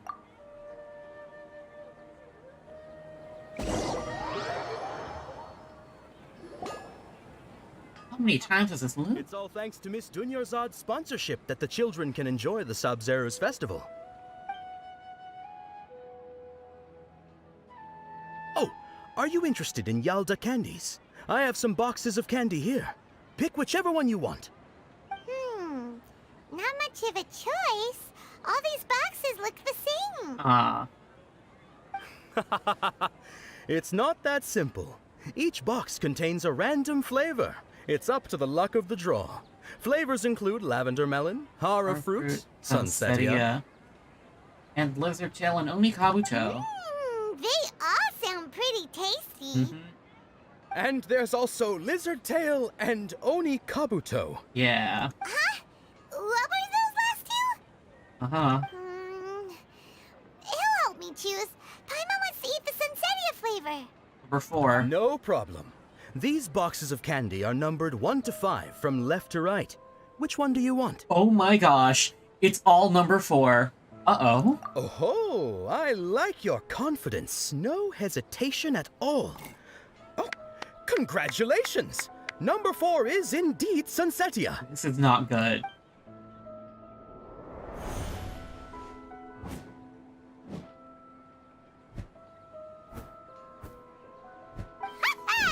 Paimon knew he always had incredible luck. Number 1 is lizard tail. Number 2 is hara fruit. Number 3 is lavender melon. Number 5 is onikabuto. Paimon's not really interested in the other flavors. Wait a minute. Wait. How did you know? Don't tell me that you already knew which flavor was in each box. Wait a minute. What? He was right about all of them? I shouldn't be able to guess that. That couldn't have been luck. How is this possible? I packed all those boxes this morning and they've been sealed ever since. You couldn't have known beforehand. Huh. Mind reading? X-ray vision? Or some kind of magic trick? This is way too freaky. That's what I'm saying. Tell us what's going on. Since when did you get superpowers? Traveler? Oh. just now, that was... Hey, where are you going? We're chasing after someone. What's going on? Did you see something? Us leaving Dunyarzad without letting her know is kinda rude, you know. All the familiar figure. There she goes. I'm right. And they have something to do with this time loop. There. Okay.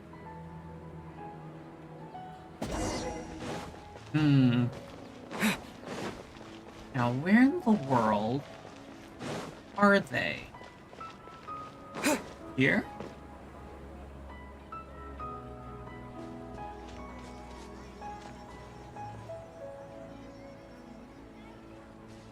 A bird. A caged bird? What are you looking for? Why did we come here?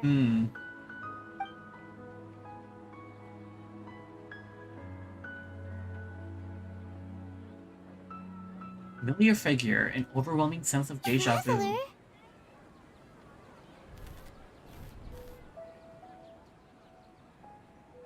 Huh?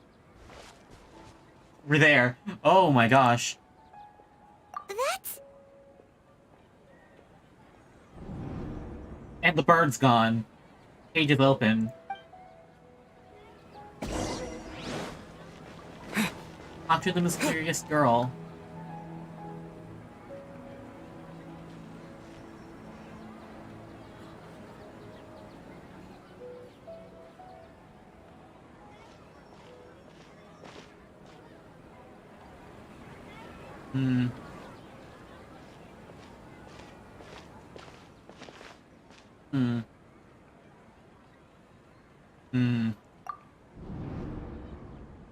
Look! That's... Isn't that Dunyarzad? Wait a minute. She was still with us just a moment ago. What's happening here? Why are there two Dunyarzads? You already know that this isn't your first Sub-Zero's festival, don't you? Alert. Yes. I'm sure you already know how to use this. Oh. A knowledge capsule? Where did you get it? What's inside? You have to use this. You should use it too, Paimon. Okay. You know Paimon? Let's use it together, Paimon. Well, this seems kinda sketchy, but Paimon feels like this is what we should do. Yeah, I think this might be the way to keep us from remembering the festival.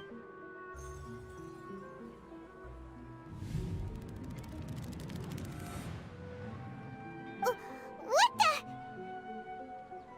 Memories. So many days worth of memories. Do we put our memories into the same one each time? This is our 20th time at the Sub-Zero's festival? Huh? No. The 30th? 40th? Just how many times have we been to the Sub-Zero's festival? Over 40 repeats? Have we been trapped in a single day? If it weren't for you, we wouldn't have even realized. What the heck was inside that knowledge capsule? Our memories, apparently. Your memories are still scrambled? Try your best to remember. This isn't the first time we've met, and I answered that question a long time ago. Oh. Let Paimon think. Oh, it's coming back. Meeting you was the real catalyst for restoring our memories, and the knowledge capsule was just your means of showing our minds the way. What about everyone else? Why are you only helping the two of us? Your sense of deja vu is stronger than everyone else's, yes? As for an explanation, you two received the blessing of Dendro.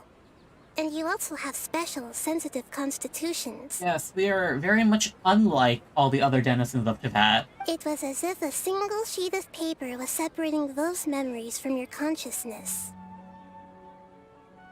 What's wrong with the Dunyazard over there? A familiar question. I think this is the 7th time you asked that.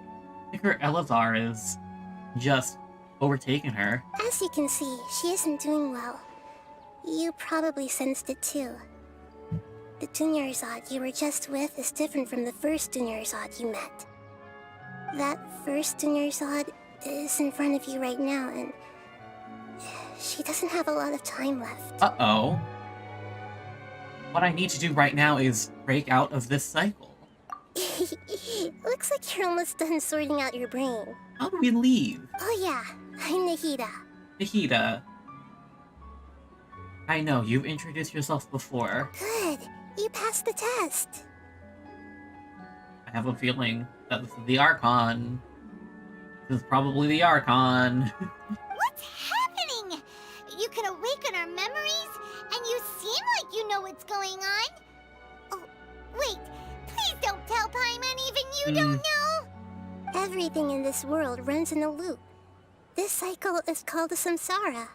You, me, and everyone else are all stuck inside a one-day samsara. Huh. As for the truth, that's on you to find out. If you were told the truth instead of discovering it yourselves, it would literally blow your minds. I don't know how you'd be after that. Oh, we might go insane. Okay. I can only give you surface-level help, like bits of information and subtle hints. For the rest of the time, I'll be doing all I can to slow down Dunyarzad's illness. And how do we... She looks like she isn't doing well at all. Her illness gets worse after each Sub-Zero's festival. Oh no. If we can break out of the samsara, I might be able to save her. But as things are right now, she's just a small bird in the sky that's about to lose its last feathers. All I can do is raise a gale to delay her fall. Ooh. You sure love to use weird analogies. Analogies are wonderful tools. They let you use existing knowledge to understand unfamiliar things. That's cool. Okay, so, with what you know so far, what do you think the truth is? Let me collect my thoughts. Ooh. You enter a state of contemplation, you can choose any text entry to interpret it. This interpretation process involves analysis of text entry and may yield new entries. Once interpreted, you may submit text as a conclusion. Some text entries can be associated with one another once interpreted. Select Associate to choose another text entry, then trigger association. You can gain new text entries by performing accurate association. One of the text entries on the current page can be used as a conclusion, then select the entry before choosing Submit Conclusion.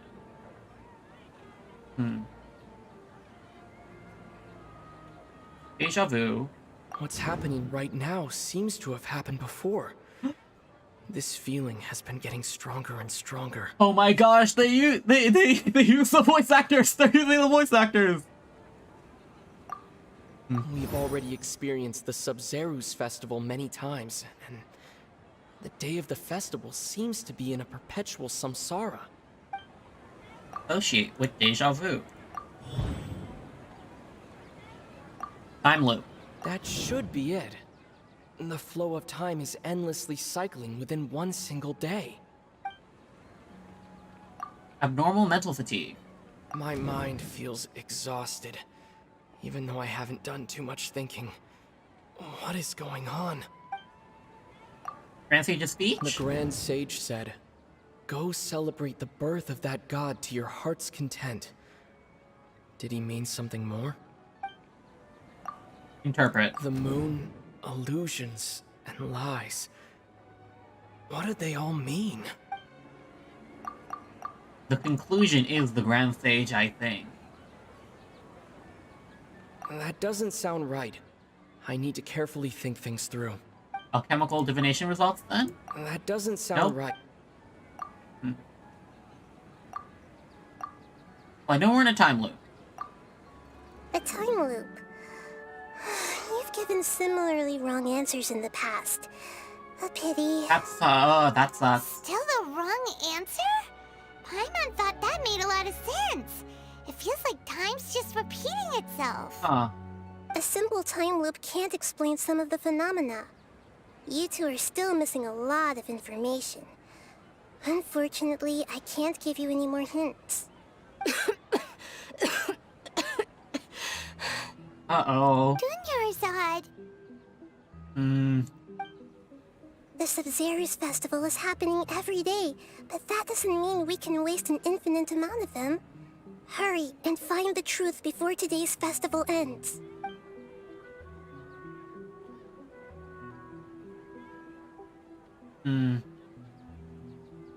Let's think about our current situation. To save Dunyarzad, we have to escape the samsara of the Sub-Zero's festival. Oh. And to do that, we need to figure out what's happening. The truth. Huh. Nahida rejected the idea of a time loop, so we must have missed something, right? Maybe we should tail the Grand Sage. Paimon's memories say that we've already done this many times, but let's go talk to people again. It's more productive than sitting here and scratching our heads. Why don't we start with those stall owners? Okay. Ask about food, about the current situation.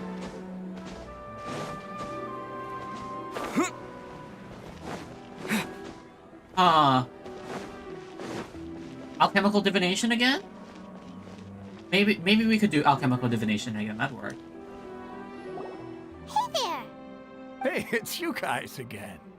Where's your cultured friend? She's feeling a little unwell. Feel bad for Dunyarzad. I see. Did you come back to buy something?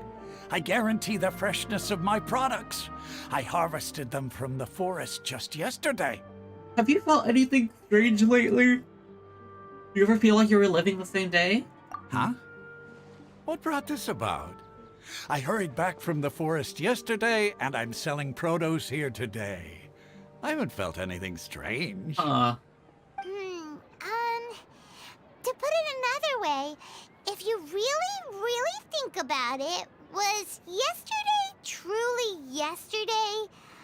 Did you actually come back from the forest yesterday? That, I'm on. I think that's a bit too conceptual. What kind of philosophical nonsense is this? Are you two daydreaming?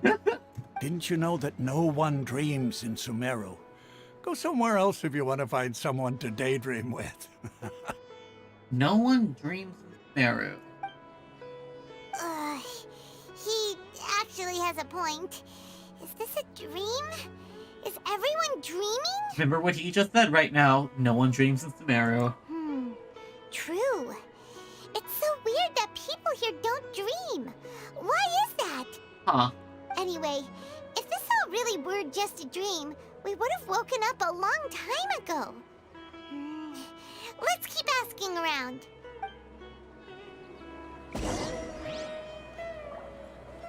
Hello, Mr. Alchemical...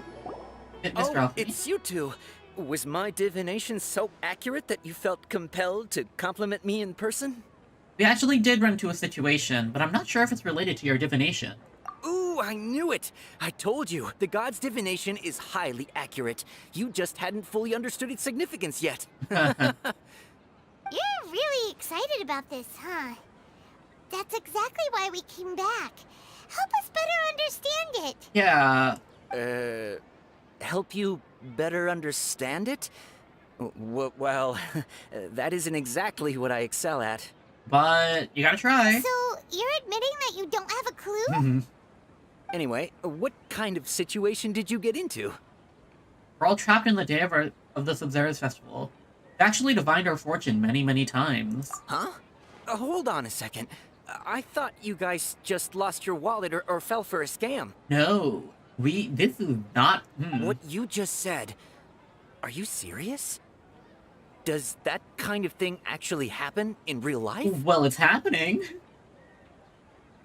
Paimon knew you weren't going to believe it.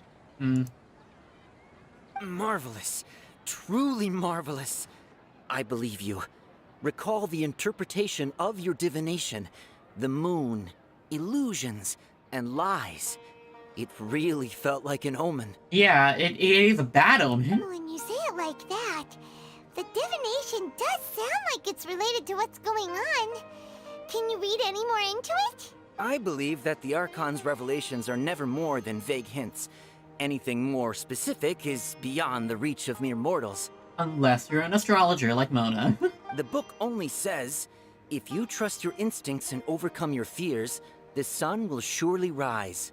That's probably sound advice in this situation. So that's how it is. Looks like fortune-telling is just fortune-telling. It's no good for practical problems. We haven't made any progress. Who else can we talk to? Try talking to Dia again. Paimon remembers that we tried talking to her a couple of times, but she always thinks we're playing pranks on her. You think she'll brush us off again? Cares a lot about Dunyazad. Let's try taking her to see the real Dunyazad. Yeah. If we tap into Dia's strong sense of responsibility as a mercenary, then she'll definitely take us seriously. This is not good. At this time of day, Dia's probably just finished beating up those kidnappers. Let's go find her. Dia, hey. Where are you? Dia, we need you to go... Hi. Hi, Dia. I'm fine, my lady. It's just a scratch. Hey, this is a different Dunyazad. Oh. Perfect timing. Both of you are here. Paimon, Traveler, you came at just the right time.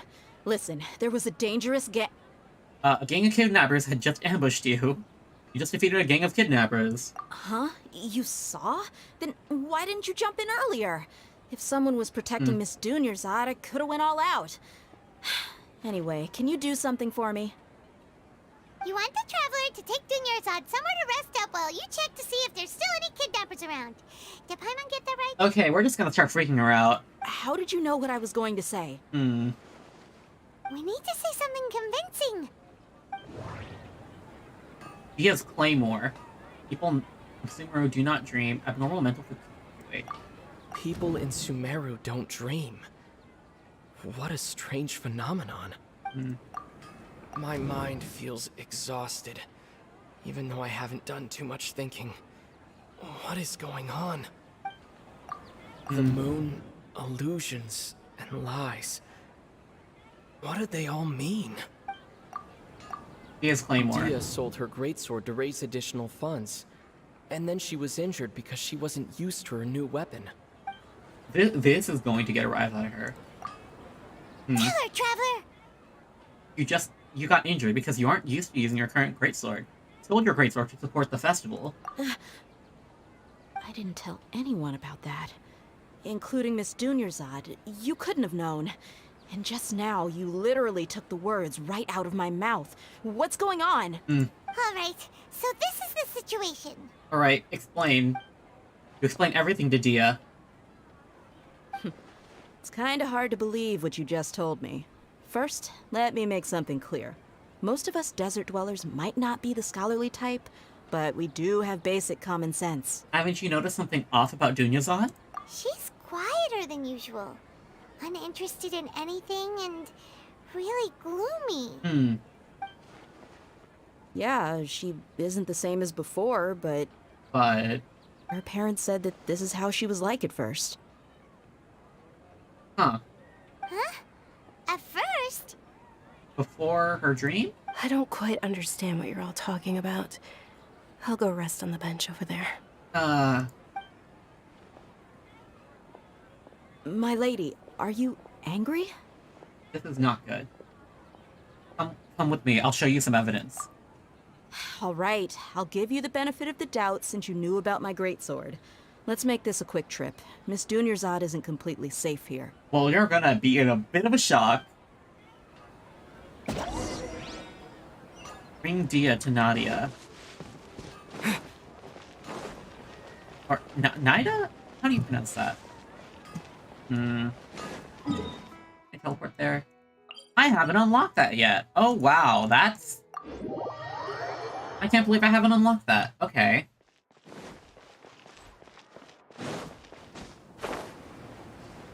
I really need to explore Sumeru on my own sometime. Oh, I got the hiccups. Uh-oh.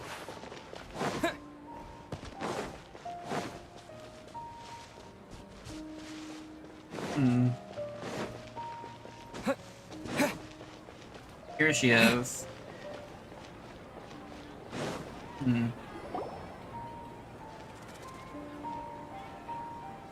Nahida! We Nahida. Are you busy? I thought I told you that it won't help to bring anyone here. We just wanted her to see the real Dunyarzad's condition. Yes, real Dunyarzad. The real Dunyarzad? Where and who are you talking to? Huh? I told you that you two are special. Other people can't see me or Miss Dunyarzad here.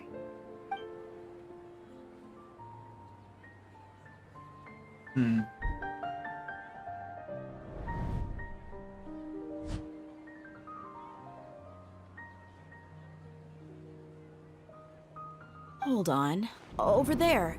Is that? You can see her? Wow. How perceptive. Does she have invisible antennae? How can she see? Miss Dunyarzad, she's lying down here, isn't she? How's she doing? Her condition's really bad, and she's basically in a coma. How did you know she was here? I can sense her aura.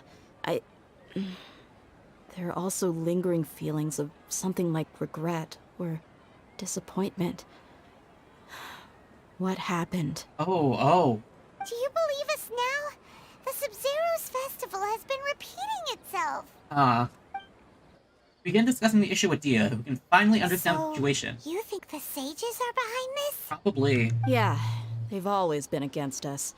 Wouldn't surprise me if they're using the Akasha to intentionally repeat the Sub-Zero's festival as a sick joke.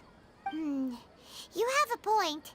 Aside from the Dendro Archon, the Academia's sages are the only ones in Sumeru who could pull off something like this. Yeah, that sounds about right. Maybe there's more to the Akasha than we know. Nahida, can you tell us anything about the Akasha? Right! Didn't you awaken our memories using something that looked like a knowledge capsule? That means you must know something about the Akasha! The Akasha relies on the power of a gnosis to operate, as it is the manifestation of the God of Wisdom's power. It compiles the wisdom of the entire populace, and it grants knowledge to the people. It's powered by a gnosis. Uh-oh. If the trend continues and we lose the gnosis, the Akasha is going to turn off. A gnosis could do that? No wonder the Akasha is so magical. It's being powered by the gnosis of Sumeru's Archon. So, this Nahida you mentioned, what did she say? She said, and Paimon quotes, "The Akasha relies on the power of a gnosis to operate, as it is the manifestation of the God of Wisdom's power. It compiles the wisdom of the entire populace, and it grants knowledge to the people." That is crazy. Compiles the wisdom of the entire populace and grants knowledge to the people. Wait. What's up? I get the grants knowledge part. That's what people have always used the Akasha for. But compiling the entire populace's wisdom? How does that work? Well, if it's always on, it's probably taking information in. Did she mean that the sages enter new knowledge into the Akasha? I doubt it. Most information the Akasha comes from the Irminsul. Oh, yeah. That sounds about right. What do you think?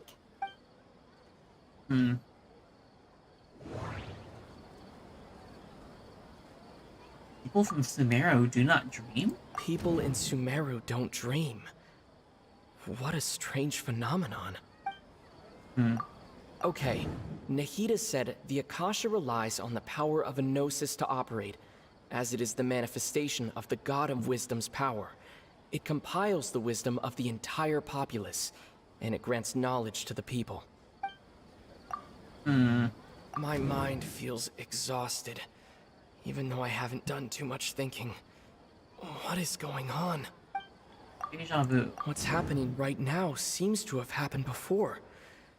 This feeling has been getting stronger and stronger. Okay. People from Sumeru do not dream. That doesn't sound right. Abnormal mental fatigue?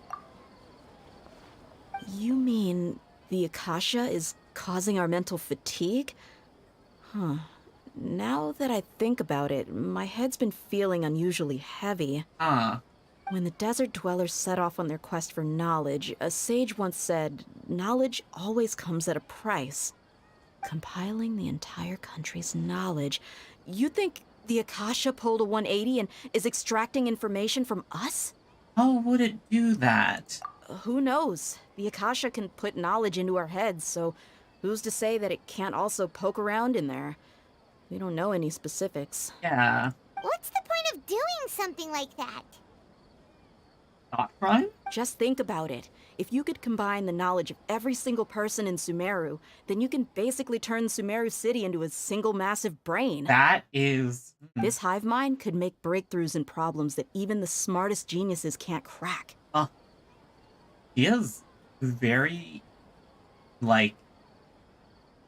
her insight is very good. An excellent deduction. And the analogy comparing Sumeru City to a massive brain? I love it. In that case, we should take off our Akasha terminals right away. Maybe that'll solve this problem. Worth a shot, but somehow I don't think it'll be that simple. Yeah, I was only wearing this for show in the first place. Didn't expect the sages to cook up such a conspiracy. Mark my words, when this is over, I'm getting evidence and exposing this whole thing to the public. Well, I don't think you'll need to if we lose the Gnosis. Everyone removes their Akasha terminals. How does everyone feel? Actually, I also noticed something else. Huh? What is it? I feel like at the end of every day, there's always the sound of a beep. Oh, that! Paimon knows what you're talking about. It's a single soft beep that sounds like it's coming from the Akasha terminal. Oh. The sound of a beep. Could it be a prompt tone for when the Akasha is operating? Huh. I heard the same sound in Port Ormo. That's probably an important clue. We weren't using our terminals, but we heard a beep anyway. Oh no. Traveler, did you hear that? I heard it too. Our ears aren't messing with us. There was definitely a beep, but it sounded like it was coming from inside my head. Uh-oh, I think we're permanently linked. We took off our Akasha terminals.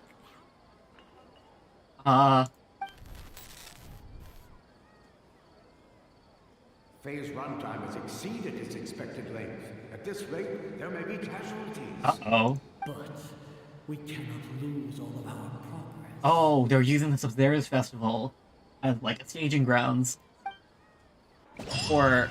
uh-oh, this is not good. Can we remember what's happening?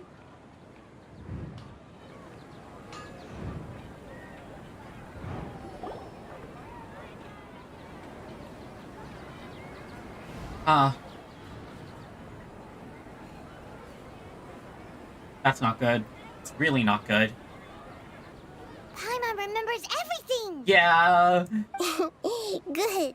You adapted quickly this time. At the end of last night. We definitely took off our Akasha terminals last night, but we still heard that beep. Why is that?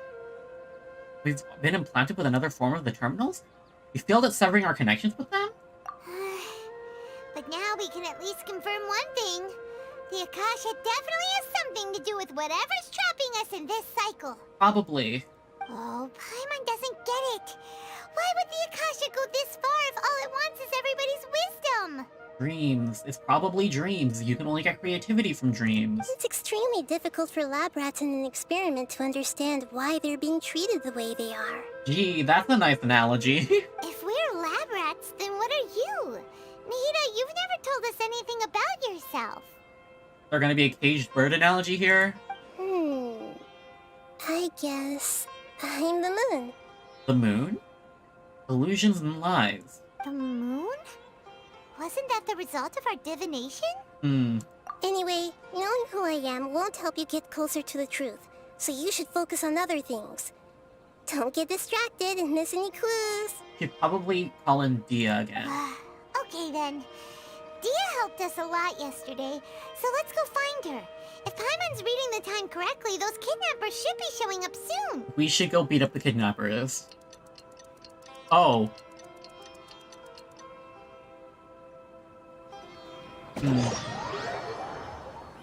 This is a really cool sequence. Archon Quest is really good. Honestly. There you are. I've already taken care of those kidnappers. My lady, did you get hurt? Hold on, something's not right. Dia? What's wrong? Why are you both gawking at me like that? didn't get hurt this time. Yeah. Huh?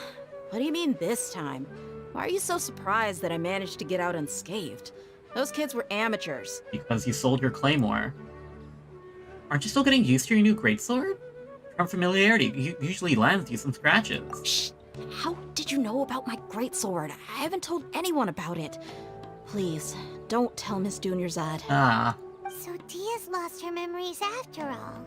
During your battle, did anything feel strange? Anything strange? You already know that I got a new greatsword. If I had to say something, it's weird how such a new weapon could feel so familiar. Yeah. It's as if I've already used it to fight a countless number of battles. Uh-oh. You're saying that although you don't remember using it, your body feels like it does? That's not good. That's right. Both mercenaries and warriors heavily rely on muscle memory. Only knowing the theory of battle won't get you anywhere. Traveler, what do you think? Could it be because we removed our Akasha terminals? This has never happened before. Yeah. Paimon's feeling really hopeful. Is it possible that we have already broken free? Oh, you're right! Earlier in the Samsara, something like this would have never happened. We'll know for sure at the end of the day. I have no clue what you two are talking about, but it's still dangerous here, so... So you want us to take Dunyarzad somewhere else to rest while you check if there are still more kidnappers around, right? Yeah, oh wow. How did you know what I was gonna say? Can you read minds? Maybe. Forget it. Go and do your thing.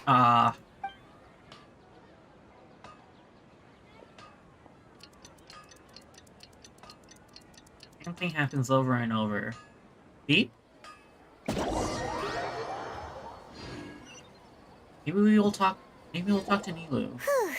It's finally nighttime. Aside from Dia not getting injured, everything seems to have stayed the same. Listen, Nahida, we found out that Dia got out just fine today, even though she got injured every other time she fought the kidnappers. Do you think the Samsara has been broken? Have we saved Dunyarzad? Definitely not. Really? Good job on all that progress. Get some good sleep tonight. Beep. Hey, what kind of an answer is that? Tomorrow will come. Everyone assumes this is common knowledge, but the only way you can know that for sure is if you experience tomorrow. Oh, yes. How many todays has it been? Is it possible that today will be followed by yesterday? Does tomorrow truly exist as anything beyond a made-up concept? Oh my gosh.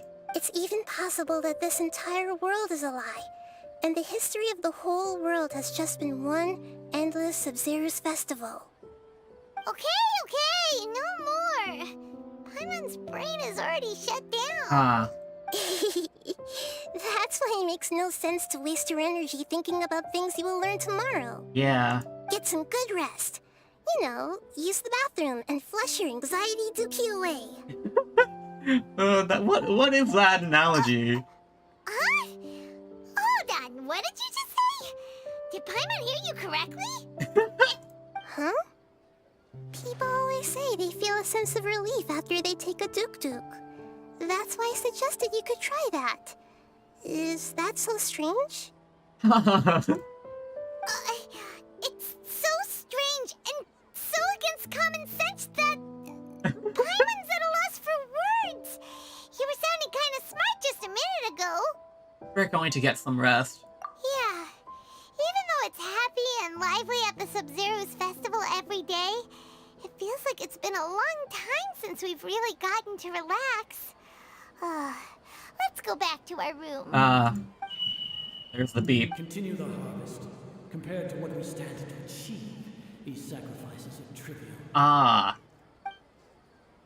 That's really not good. This is not good. We're still in the same day. As expected, it's not as simple as we thought. Nahida, you already knew last night that we didn't break out of the Samsara? Why did you tell us? Would there have been a point? You would have spent the night with new worries, with tomorrow still out of reach. That's fair. In that case, you might as well rest within that brief moment of hope. An opportunity like that doesn't come by often, and I thought it might help you clear your minds. Well, thank you for your thoughtfulness. Paimon's at Whatever. Guess you were looking out for us after all. Of course. In the time we've been together, you two have been everything to me. Oh, thank you. Paimon's flattered and everything, but maybe you're taking things a little fast. Well, we've met for like at least 3 days. What I mean is, even though I had asked you to solve this puzzle, you two are still the only ones who can see me and sense my presence. Oh. In other words, if you weren't here, I may as well not exist. That's why you two have been everything to me. Get it? Just like what Dunyazad said about keeping someone in your memory. Nahida's talking about confusing stuff again. Anyway, that's enough chit-chat. So, Traveler, did the new clues yesterday help you gain a new understanding of the situation? The time loop theory is indeed incorrect. Huh? Why are you scrapping your previous theory? Dea's fighting skills have been improving, and Dunyazad's illness has also gotten worse. Oh, yeah! You're right! Gosh, how did we not notice that? In a simple time loop, people's physical conditions should also reset. So, what's your new hypothesis? Is this a dream? The moon, a loop. Okay, bodily memory. Mercenaries rely heavily on muscle memory, and Dia was able to use her experiences to avoid injury in later samsara cycles. Akasha sound. The beep is a prompt tone for Akasha operations. We still hear it every night, even though we removed our Akasha terminals. Information on the Akasha. Okay, Nahida said the Akasha that relies one. on the power... Yeah. There's Festival of Samsara. We've already experienced the Sub-Zeru's festival many times, and the day of the festival seems to be in a perpetual samsara. Associate this with this. No. Akasha sound? Information on the Akasha. Nope. Found. Memories are deleted every day. If all our memories of a day are erased at the end of that day, then we would unwittingly relive the same day again and again. Wait a minute. Is that... It's still tomorrow, but we all think it's today. Is that it? We aren't in a time loop. Instead, our memories are being erased at the end of each day. Oh! Then the beep we hear every night could just be indicating the deletion of our memories! Uh-oh. That's why when we wake up, everyone thinks the Sub-Zeru's festival hasn't happened yet. It's already the next day, but everyone still thinks it's the day before. Huh. But muscle memory can't be erased. That's why Dia has been getting better at using her greatsword. Now everything makes sense. A brilliant deduction. Well, thank you. Nahida, tell us if we're right or wrong. She will not. To put it simply, it's as if you've mistaken a pyro crystal fly for a firefly in the night. You lost sight of its true nature because you focused too much on your perception that it glows. Oh, okay. So similar enough that you focus on the wrong thing. That isn't simple at all! Still the wrong conclusion, huh? Why don't you go talk to Miss Dia again? You might learn something new. Right!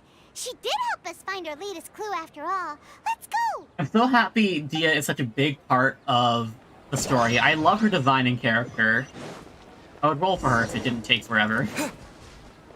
I mean, as in, if I wasn't saving for Baiju and also maybe an Albedo. Gotta make my Ito strong. Big, strong Ito. Okay, hello. Dia, hi. There you are. Really took me a while to find you. As expected, Dia also didn't get hurt today. Yep. Get hurt?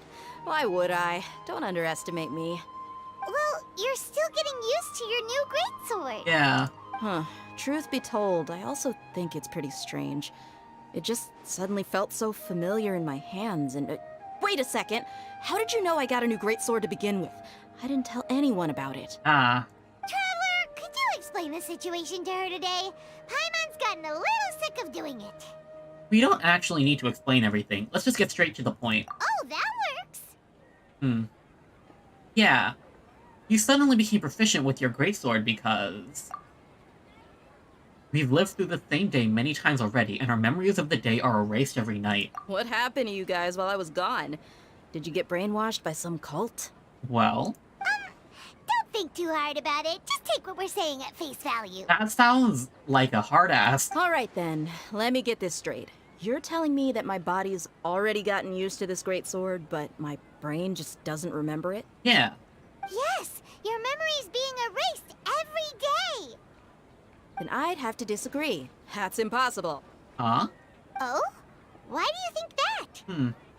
If we've actually been reliving the Sumeru's festival day after day, then what happened to the things we used, the money we spent, the food we ate? Huh. Common sense says my wallet should have emptied itself a long time ago. There's no way I wouldn't have noticed that. Thought about that too. But if the sages were behind this, if they utilized the entire city's resources as well as information supplied by the Akasha... Right! They could use the Akasha to record what everyone did that day, and then use the city's resources to replenish everything! Ah. It's not very likely, but it's also not impossible. Yeah. No, it is impossible. I've got proof. Really? You have proof? Where? Please show us. You two are surprisingly serious about this nonsensical discussion. Fine, I'll play along for a little longer. Okay. Come with me, Miss Dunyarzad. Please come along as well. I still can't guarantee that this area is safe. Okay. Paimon can't believe it's Dia who wants to show us something this time. 2 days ago, we were the ones taking her to see Dunyarzad. Okay. This is strange. Alright. So what is the thing that we have here? Hello? This is it. A training dummy? Huh? This is a wooden training dummy. What about it? See those marks on the dummy? Those are the result of several days' worth of practice. Let's say the sages didn't replace it every day. Shouldn't it be hacked to pieces by now? Yeah, you're right. That's true, but what if they did? There's no way to prove or disprove this. And the sages would have had to reproduce every mark I left during previous training sessions. I'm a professional fighter. My martial school has always emphasized the importance of refined control. The force, angle, and entry point of each strike is calculated and deliberate. That's why I remember every mark on the dummy, as well as my state of mind as I made each strike. It's just as they say, each swordsman has their own unique style, and even the same swordsman can't make the same cut twice. It would be impossible to copy these marks. That's true. Is it really impossible? What if they used some fancy machine to carve every single mark? Paimon, it's going too far. People often say that a camera's photo can never replace an artist's painting because the former has no spirit to it. The same thing applies here. At a mere glance, I can differentiate carved marks from the results of combat training. Seems that makes sense. It seems we'll have to abandon this theory. Whew. I hope that cleared things up for you. Hey, is this that new brain exercise game that's been super popular with the scholars lately? It's surprisingly fun. Huh. Anyway, it's getting late. I should escort Miss Dunyarzad to Nilu's stage. See you later. Well, back to square one. Is our memory deletion theory also wrong? But at least we've reached some other conclusions in the meantime. We're not in the real world, and we're not in a time loop. I think we're not in the real world. Yep, that's true. So, can we think of any new ideas right now? Let me think. I suddenly realized that something is strange. Strange? Paimon feels like everything's been strange lately. How come we've never thought about leaving the city? Huh? Leaving the city? You're right! It's really strange how we never thought of such a simple solution! Many things should become clear if we can confirm the flow of time outside of the city. Paimon can't believe it! Did we miss this because we're tunnel visioning too hard on our other theories? Or because we're just too tired? It is really strange. We should have thought of this a long time ago. How about we go back and ask Nahida? Maybe we've forgotten something about leaving the city. Okay, Nahida, where are you? This way. Okay. Hey, Nahida, have we ever left the city before? Uh-oh, Junior Thought's not doing well. Nahida, we're back! You're back early today. Did you find something new? Oh. Sort of. We're mostly sure now that we're not in a time loop. And we also aren't in the real world. But at the same time, we have a new question. What will happen if we try to leave the city? And have we ever tried leaving the city? Leaving the city. As far as I remember, you've mentioned your plans to do that twice before. Oh, that's not good. We did? But we don't remember anything. What happened after we talked about those plans? What did we say when we got back? We never got back. Let me think. I don't think you ever actually told me what the outcome was. Oh, it's probably more accurate to say that both times you never came back the whole night. Ah, that's not good. But you two sometimes stay out the entire night anyway, so at the time, I didn't think too much about it. Ah. It is true that sometimes we lose track of time during our investigations. Before we know it, it'll already be the next day. But still, neither of us remember anything about leaving town. Ah. Really? That's kind of strange. In theory, I should have already awakened all your memories. Let's try again tomorrow, and maybe this is the key. Yep. Something here's definitely fishy. Let's get to the bottom of this tomorrow. Is there gonna be a beep? There it is. Oh my gosh. This is... Our memories are back! Yep. This is like the 6th time loop? Let's go and try to leave the city today. About that. Well, where should Paimon begin? Paimon, what do you mean? Traveler, aside from your memories that were just restored, I have another message for you. Another message? From who? Listen to it and you'll understand. Please don't be all hype them. Can't go back. There are countless spaces here. Our Sub-Zeru's festival in Sumeru City is just one of them. Oh no.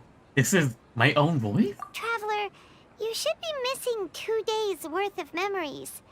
Paimon will fill you in. Uh-oh. 2 days ago. Uh-oh, oh my gosh. It's time to carry out our plan from yesterday. Let's go and try and leave the city today. Okay, let's go.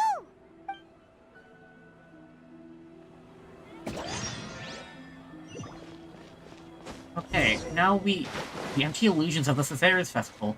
Head to the city gate and find a way out. Oh, wait. Hello, teleport waypoint.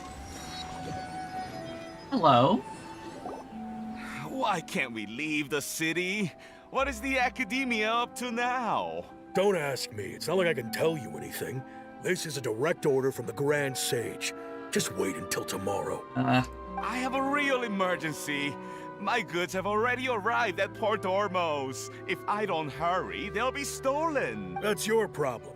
Make sure you make a request in advance next time. Yeah. But it's not like you can just predict business matters in advance. Hi. It looks like the Academia already announced a lockdown for Sumeru City today.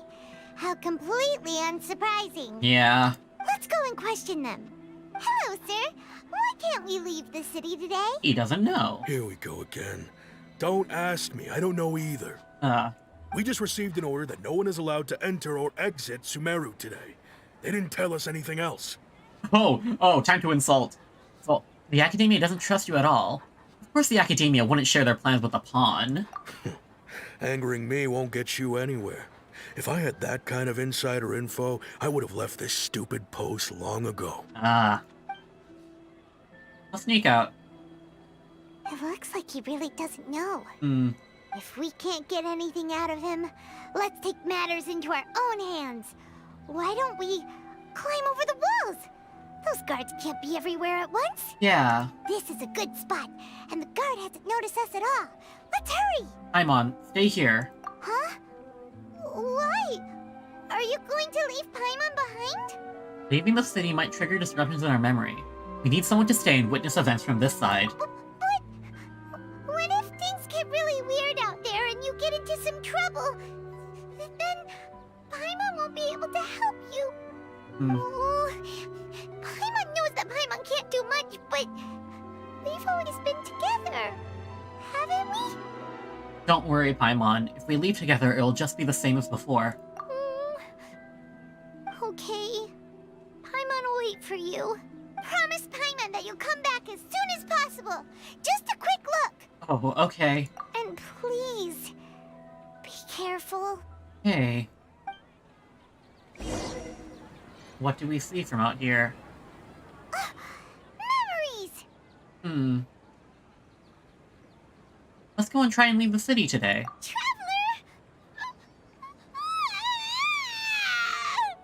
Oh no, that... Oh, what's wrong, Paimon? Paimon would never see you again. You just disappeared. Uh-oh. Paimon waited for you for hours and hours at the city wall and you never came back. You promised Paimon that you were only taking a quick look. Oh no. Oh no. What did I promise? Paimon, calm down. He's here now. I don't think he understood what you were saying. Paimon doesn't care. Paimon wanted to go look for you, but you also said that Paimon should stay. Paimon was so worried and so scared the entire day. Oh my gosh, I'm tearing up. I really like Paimon. She's a good friend. Although I don't remember doing any of this. Still, sorry, Paimon. I won't leave you behind. Okay.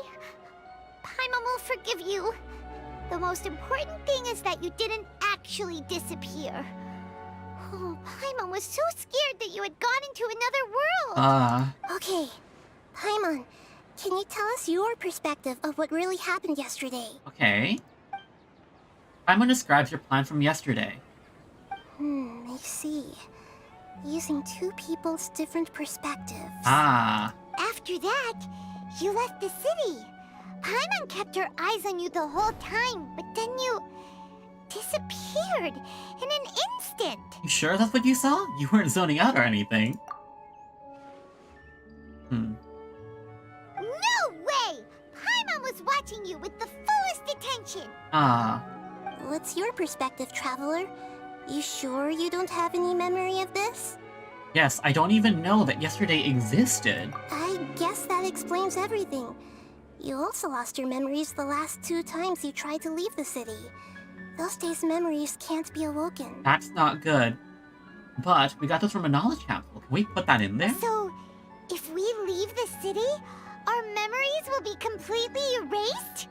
So they didn't just restrict access to Sumeru City. They're also erasing the memories of those who leave. It really sounds like something big outside of the city is being hidden on purpose. But this way, we'll also never discover what's outside. Our memories will be erased. Can we leave behind something other than memory? Something like a message? But how can we send it back? Don't look at me like that. I'm not used to being stared at. Well... Okay. You want something that can pass on messages, right? Give me some time and take care of Dunyarzad for me. Okay.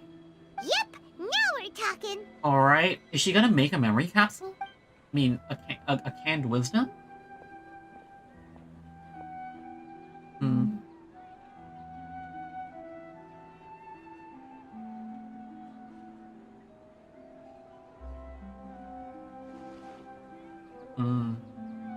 You're spending the whole day with Dunyarzad.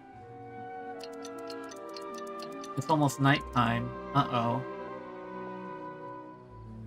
I'm done. Here you go. Is it another canned... What? Isn't this just an Akasha terminal? An Akasha terminal? I made some little changes. Akasha terminals are already capable of sending messages. I just tweaked it so that it can connect to any node. Any node? To make something like this? Nahida, you really know the Akasha like the back of your hand. Anyway, we can use this now to record a message, right? Okay. Yep. I'll help you save the messages. It should be pretty easy to use. I just can't guarantee the user's status and signal coverage when they're outside the city. Okay. We'll never know until we try. At least we're taking the initiative now. Worth a try. Let's go then. Let's expose those sages. I think you should stay.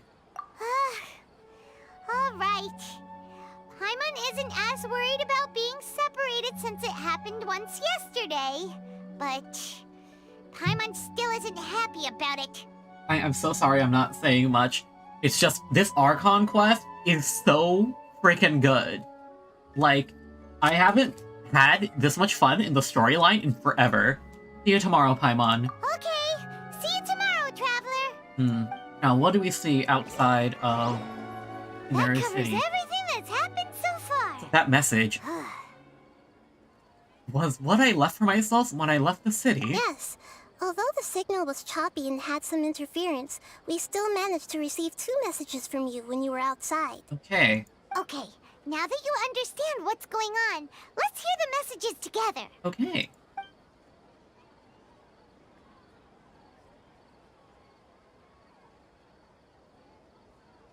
Can't go back. There are countless spaces here. Our Sub-Zeru's festival in Sumeru City is just one of them. I've entered another space. Before me are flowing sandstone and howling fish. Impossible and surreal sights. Oh my gosh. All these spaces are empty except for the occasional ones that contain mute puppets rather than people. I can't sense any human presence. What? Where are we?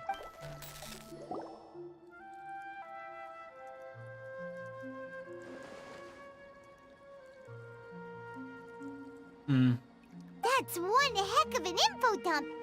It sounds like you left the Sumeru City space when you set foot outside of the walls. That's crazy. But everything looked completely normal when Paimon was looking out from the inside.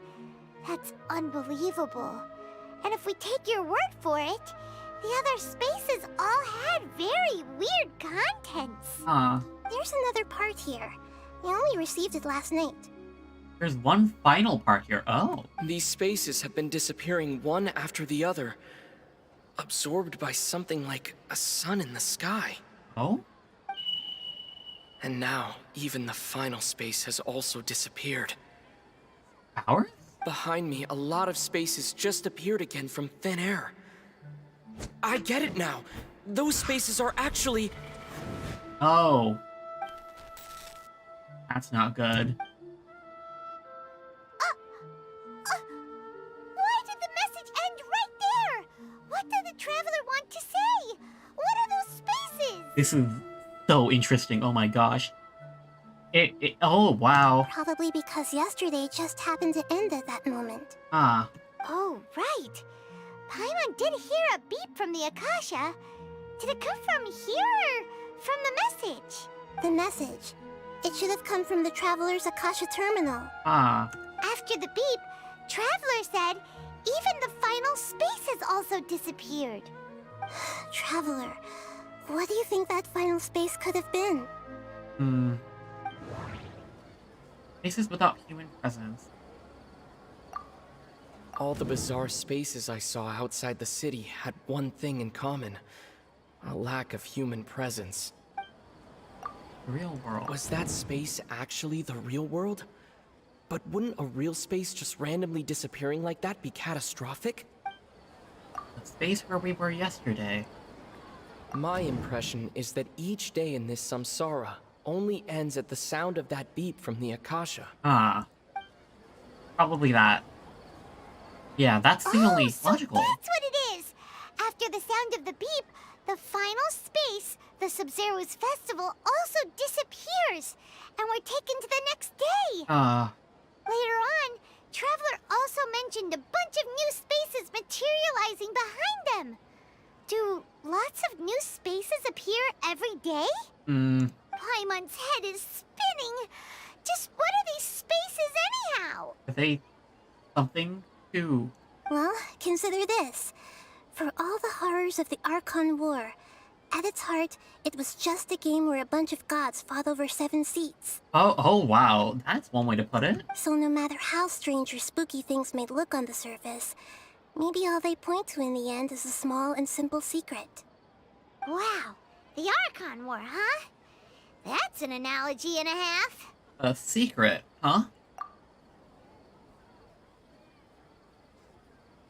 Oh?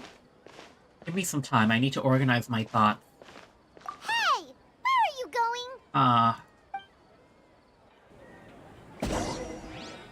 Organize your thoughts on a familiar bench in the city. Wonder what's up with this Xerius festival. Hello, dog. Is Nilu here? No. Okay, the Dunyazard bench, right? Yeah. The bench we sat at with Dunyazard. Okay. Do you want some alone time to think? Alright then, Paimon won't disturb you. Okay.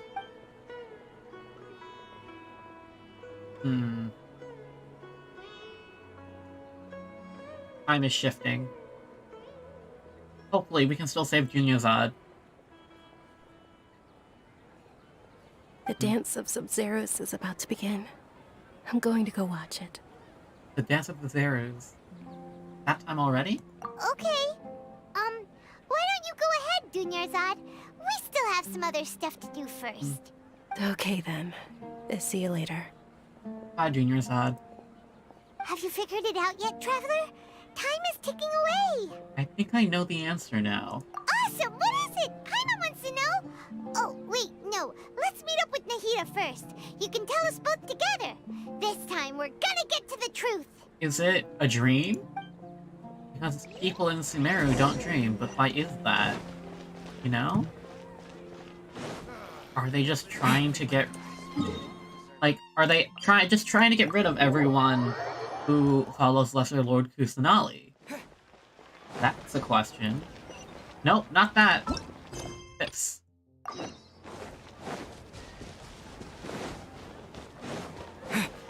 Okay, hi Nahida. You're back. I've been waiting forever for you two. Judging by the looks on your faces... What did we figure out? Are you ready to take your Sub-Zerius exam and graduate from the festival? Ask away, Miss Nahida. Okay. First off, have you discovered the hidden truth? Information on the Akasha. Okay, Nahida said the Akasha. Akasha... Okay, Sub-Zero's Festival We've Samsara. already experienced the Sub-Zero's festival many... Spaces without All human the presence. bizarre spaces I saw outside the city had one thing in common. A lack of human presence. A dream with no human presence. Those spaces remind me of... dreams. Like the one I had in the Avidia Forest. Except these have no sign of human presence. Ooh. The moon, illusion... That one. And people in Sumeru don't dream. Dreams with no human presence. Trigger association. The truth behind dreams. We are all in a dream. It isn't that the people of Sumeru don't dream. Rather, the Akasha is taking their dreams from them. Ah, okay. Mid-conclusion. People in Sumeru think they don't dream. But the truth is, the Akasha steals their dreams without them knowing it. That is... I think that's what it is. And those spaces with no human presence are stolen dreams without their host.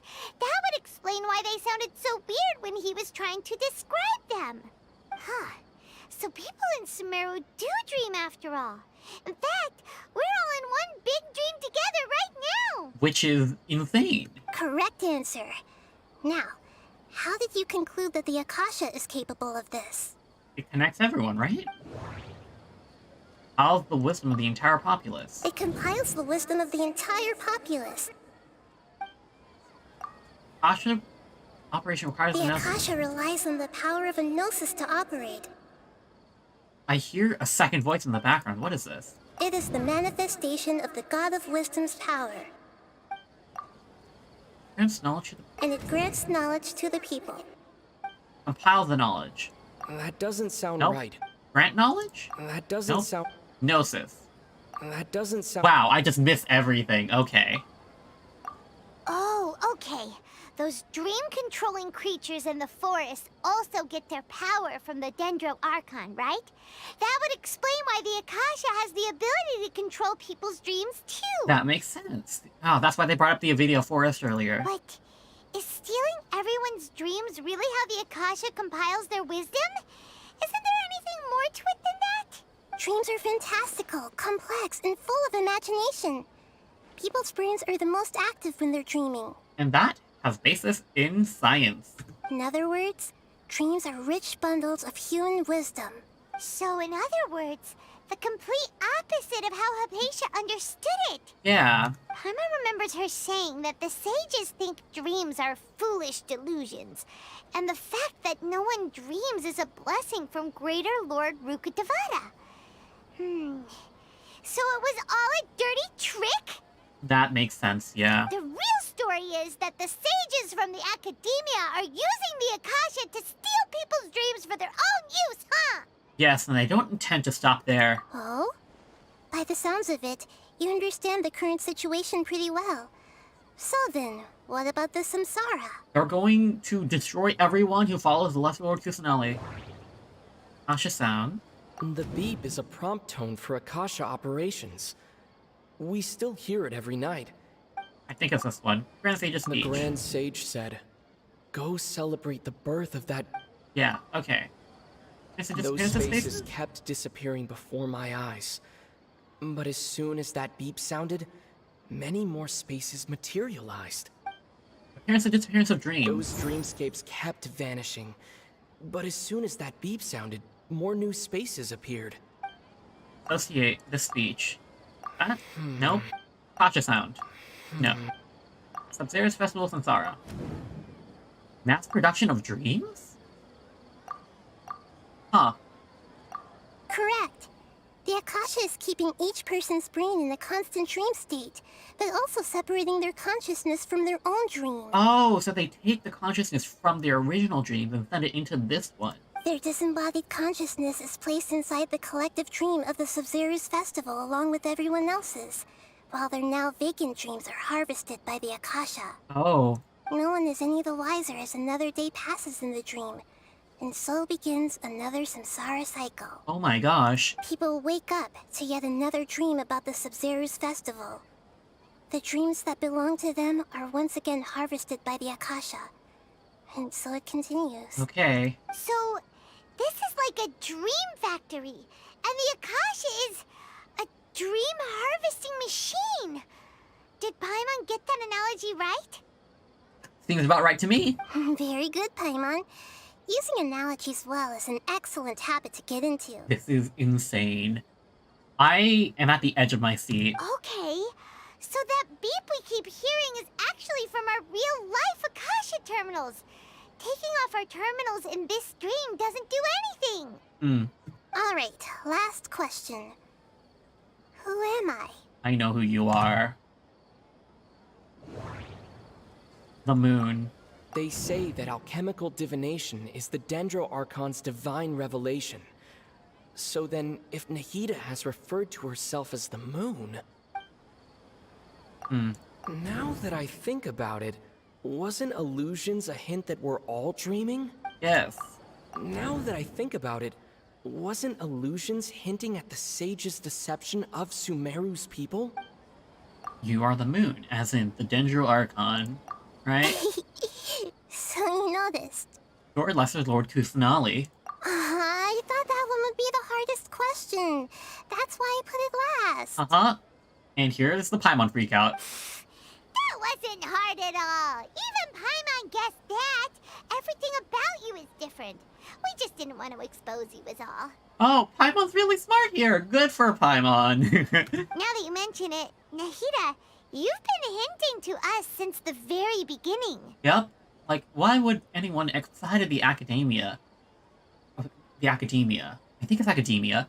Why would anyone outside the Academia know anything about Gnosis? It's funny. Thinking back to when we were asking all over the place for info about Lesser Lord Kusanali. Paimon didn't expect to meet you like this. I have a lot of questions for you, but this doesn't seem like a good time. Yes, those can wait until we're back in real life. On the other hand, I'd be happy to answer any more questions you have about here and now. Well, how do we break out? Why couldn't you simply tell us the truth? You asked me this question before. My answer was, it would literally blow your minds. Ah, yes. Like what happened with the Irminsul and the Divine Knowledge Capsule. Now that you know this is all a dream, this answer should hopefully make more sense. Have you heard the saying, don't wake a sleepwalker? Likewise, if someone suddenly had told you all this instead of you learning it on your own, your notion of reality and dream would be thrown into irreversible confusion. I couldn't expose you to that kind of risk. Yeah. That's why I could only give you very subtle hints and some suggestions. Long story short, I'm really sorry I had to keep you guessing. Okay, don't worry about it. How do the sages manage to keep the people from noticing this? Firstly, this dream we're in is completely based on reality. People have already experienced this Sumeru's festival, so it would be very difficult for them to find anything that strikes them as surreal. Yeah, that makes sense. Secondly, you're probably wondering why people don't have any memories from earlier samsara, right? Yeah. That's because people don't remember their dreams most of the time anyway. And in any case, their actual dreams are being taken away from them by the Akasha. So whenever they wake up in this dream of the Sumeru's festival, they don't remember anything from their previous identical dream. Ah, okay. But we do, so deja vu. Never mind, Paimon.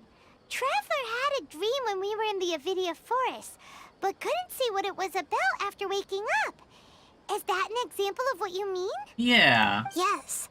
Only after receiving the blessing of Dendril can a person gain the Dendril element's dream-enhancing power. That explains the feelings of deja vu. I didn't know Dendril was so related to dreams. That's really cool. Meanwhile, everyone else has no idea that they are in the Sumeru's festival samsara, while their dreams are stolen from them over and over again. Oh my gosh.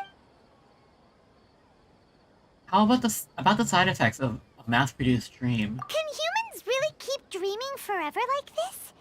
Will it ever end? And if so, when?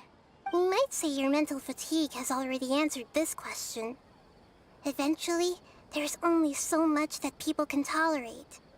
And then it's over. Especially those whose health is compromised to begin with, like Dunyarzad. This relentless exploitation takes an even harder toll on them. People's lives are at stake here, and nobody knows a thing! We've got to put a stop to this! Oh no. Why is the dream about the Sumeru's festival? I know, right? Why did they have to base this dream on my birthday? Could it really just be a coincidence? I don't think so. Even you don't know the reason? Wow. Now that's strange. The Academia sages are determined to harvest lots of dreams in a short time, no matter the cost. They have to be up to no good. Unfortunately, I don't know anything about it. Because they keep Nahida away from everything. Traveler, do you have any information? Humans present. The Grand Sage's speech. The Grand Sage said, "Go." Definitely that one. Celebrate the birth of that god? Could it mean... Why this dream about the Sub-Zero's festival?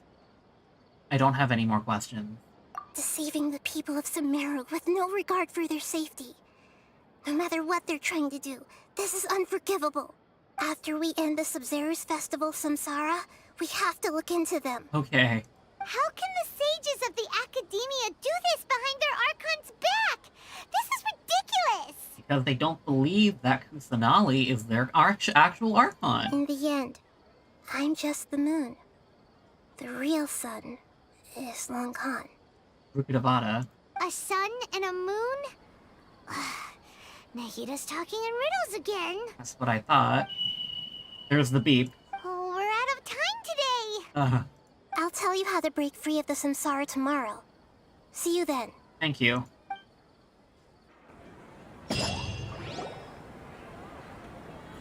And...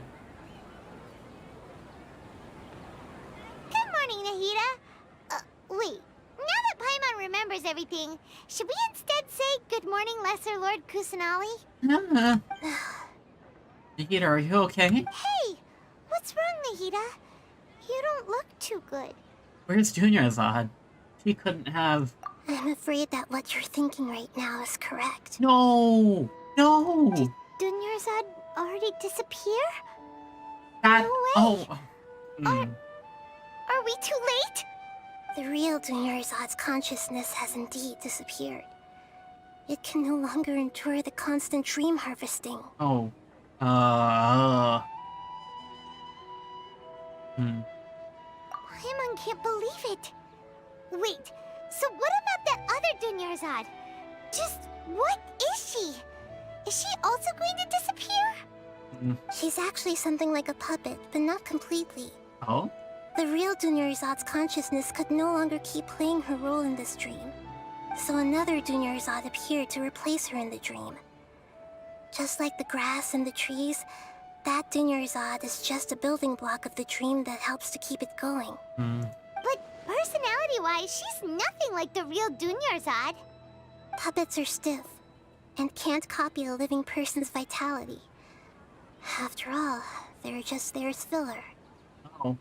You know, speaking of which, the old Dunyarzad might not have been too different from a puppet. That is...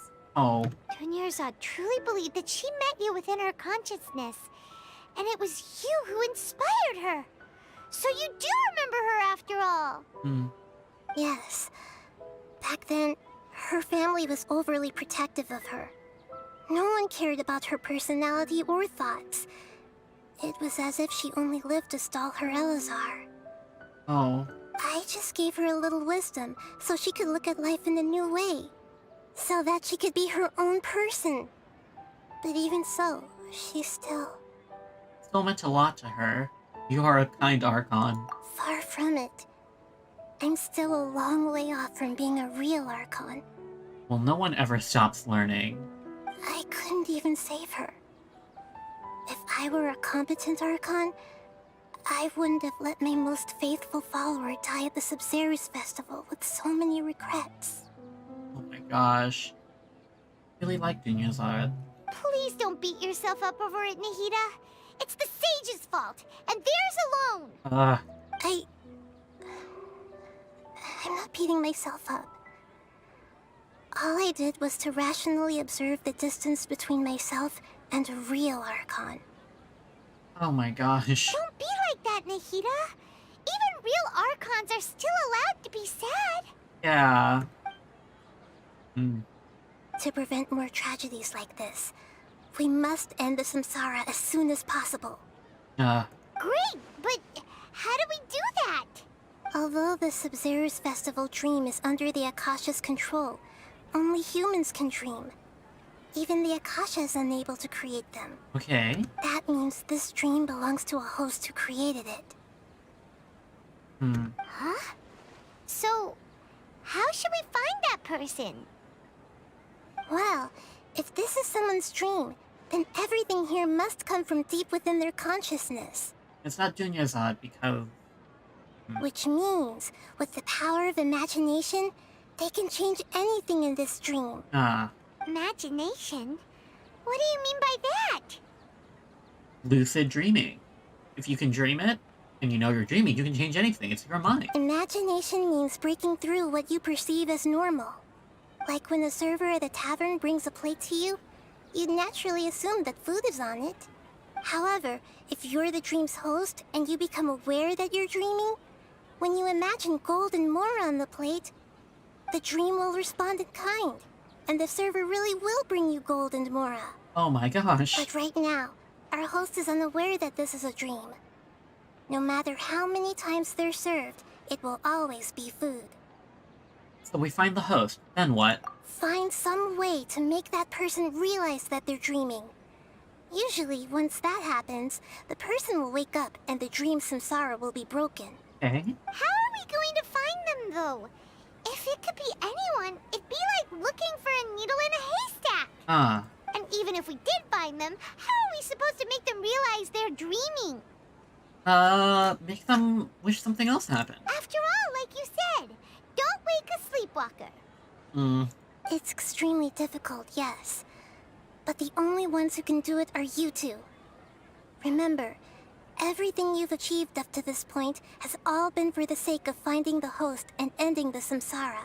This might be Nilu's dream, because the two people who were most excited for this was Dunyarzad and Nilu.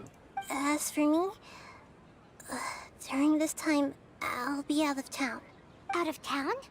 Are you going to that place full of dreams where the Traveler went? Yes. I want to try something. There must still be a small wisp of possibility. Oh. Hurry and go. Dreams are supposed to be fantastical, romantic, and full of pleasant surprises. Unnecessary things like this samsara need to end. Oh. I like her story. Trying to come into her own as an Archon while being pushed back by everyone around her. Paimon's still a little upset that we've come this far only for Dunyarzad to... Yeah. She was such a good person, with such a simple wish. But fate was against her. Just feels so demoralized. Yeah. Saving Dunyarzad is what kept us going this whole time. But we mustn't lose hope, Traveler. Dunyarzad would definitely want to see us save everyone else. So let's break the samsara for her sake. Oh my gosh, why does this game make me care about NPCs? Paimon's wondering, do you think the sages would get one of their own to be the host of this stream? Feels like it would be easier to control it that way, no? Unlikely. Knowing the plan, they'd probably become aware that they were dreaming. An unsuspecting host would be less likely to realize this was a dream. Huh. That's true. Plus, the sages probably weren't counting on there being other factors beyond their control. Like Nahida and us. Yeah. So, who do you think the host of the dream is? Maybe Ferris, the Knight of Flowers? The one with the strange getup? Oh, that would make sense!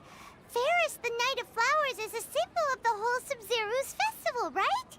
Pretty core character. I don't think that's it, though. Let's go ask him some questions, shall we?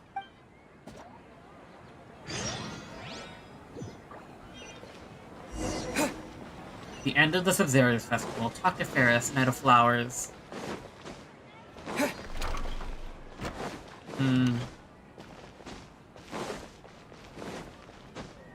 Okay, hi Ferris. We have a big issue. We would like to talk to you about it. Hello. You're back. You left in a hurry last time. Is everything okay? Everything's fine, just... it's a little hard to explain. Would you mind taking part in a little experiment with us? Yeah, an experiment. An experiment? That came out of nowhere. I'm listening, though. What do you need me to do? Just, answer a few questions. Could you... make a wish? Imagine your wish coming true before your very eyes. You want me to make a wish? Is that a new Sub-Zero's festival tradition or something? I don't think so. Less questions! More wishing! Paimon! Okay. Okay. Yeah. My wish. Okay. I'm a little nervous saying this out loud, but I want Miss Dunyarzad to be happy. Aww. Oh. I noticed earlier that she looked a bit down, and she wasn't really talking to anyone. That just makes me feel sadder. She just doesn't seem like herself. She's always so gentle and kind, and all the kids love her. Oh, your person just stabbing you now. I've also wondered if the reason she asked me to be Ferris Knight of Flowers is because I'm special to her, or something. Twisting the knife. So, you have a crush on Dunyarzad? Oh, is it that obvious? After what I just said, I guess it is. Well... When she placed the hat of the Knight of Flowers onto my head, she said to me, I want everyone to have a happy Sub-Zero's festival. What she didn't realize was that I'm not that interested in how everyone else feels. In that moment, I just wanted to be her Knight of Flowers for the rest of my life. 50 years, 100 years, I'll serve her till the end of time. I feel so bad. Okay, yeah, that was a bit much. Felt like the right moment to get it off my chest, but that was pretty embarrassing. I'm glad you did. Okay, I'm ready to make my wish. I would like Miss Dunyarzad to appear in front of me right now with a smile on her face. Here goes. Okay. Please come true. Please come true. And nothing. Gonna open my eyes. Oh. Oh. You're... What? Hello? Fucky? Sorry, but only one portion of Yalda candies per person. Back home you go. Nice try, you two. Anyway, never mind. I don't need to see her appear right in front of me. As long as she's happy. Yeah, as long as she's happy. Guess he isn't the host of this dream after all. Should have expected it wouldn't be this easy. I honestly think it's Nilo at this point. Because she interacted with the... She has an integral part in the festival, and she interacted with the academia. It seems like everyone who knows Dunyarzad loves her. But none of them has any idea that she... My lady, step back. Dia? That sounds like Dia! Oh, right. This is when Dunyarzad bumps into the kidnappers. I'll teach them a lesson they won't forget. Huh? But Dia can handle them. Hey, Traveler! Oh, I'm getting angry. Like, and the Traveler's getting angry. Empty accommodation. Heyo.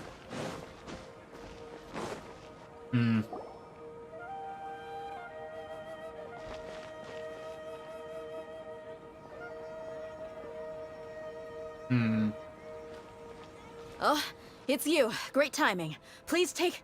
Give these guys to me. Hey, this is my job. The homie Yanni's pay me, not you. You're wasting your breath. Leave. You... Ugh, fine, alright. Knock yourself out. Why are you so worked up anyway? It's not like I don't trust your fighting skills. Anyway, watch yourself.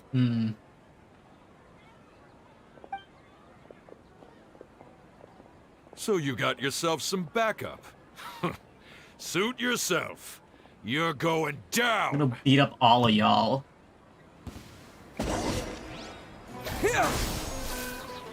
I'll settle this. Get with me. Know my sword.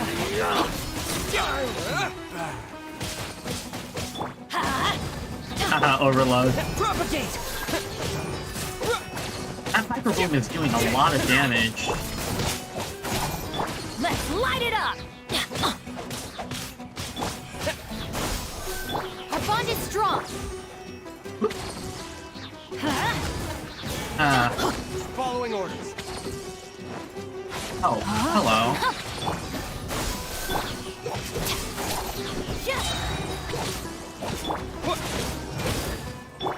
Let's light it up.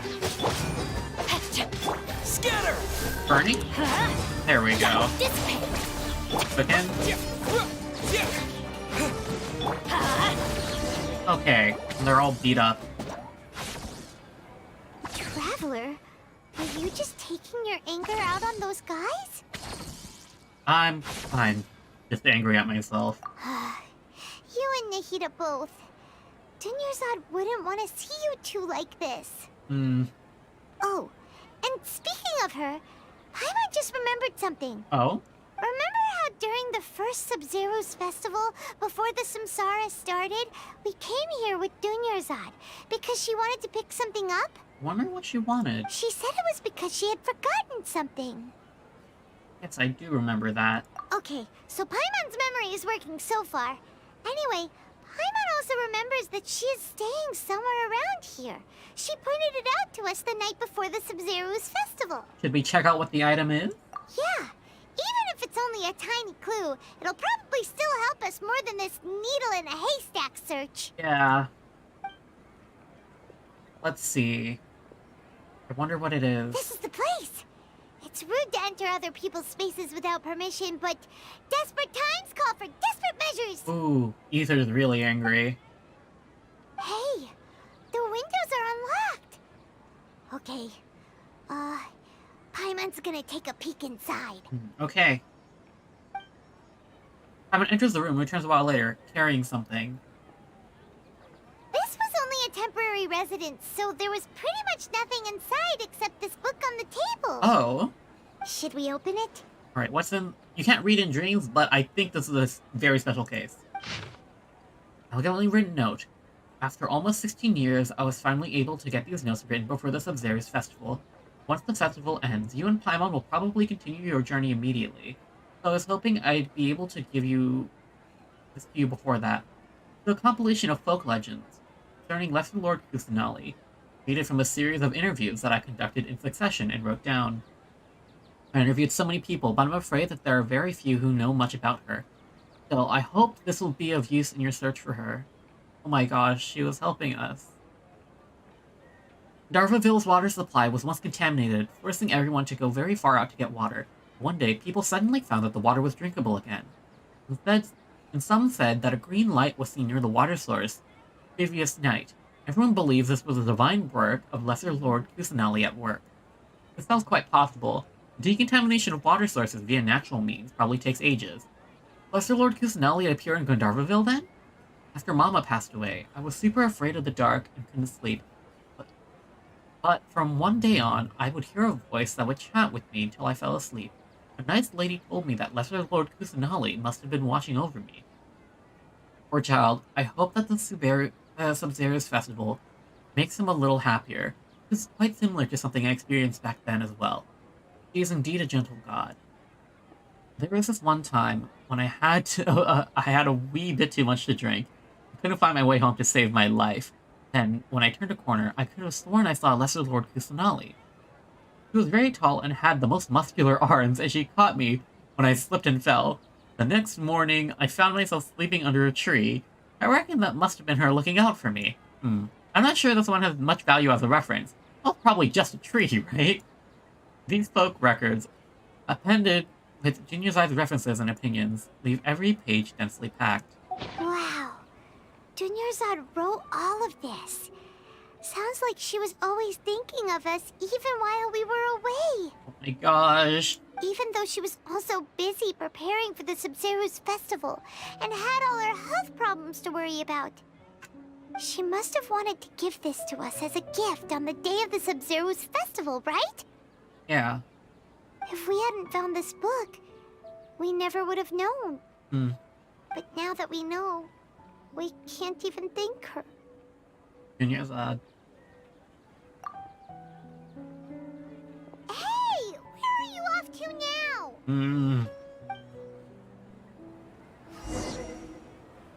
Talk to Dunyarzad. Oh my gosh! Stop making it sadder! Oh, this is...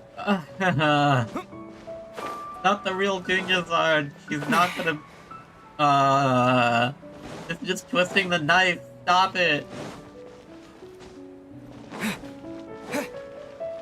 Come on.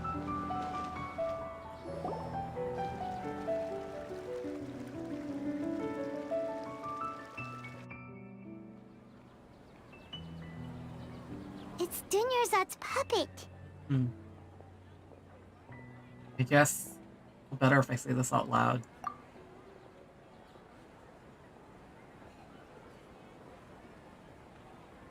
Thank you.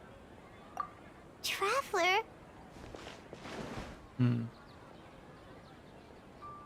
You must be exhausted. Hmm. Come to think of it, we've been stuck in this place for a really, really long time. Heck, even the last time we were chatting happily with Dunyarzad feels like an eternity ago. Oh my gosh. Hmm.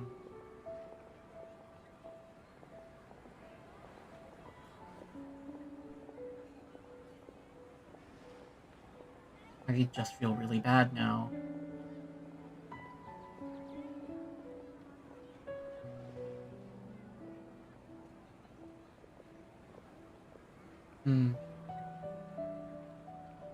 Paimon still remembers when we were sitting here, and the way her eyes sparkled when she talked about Nilu's Dance of Sub-Zerus. I can barely recall it now. There will always be frustrations in life.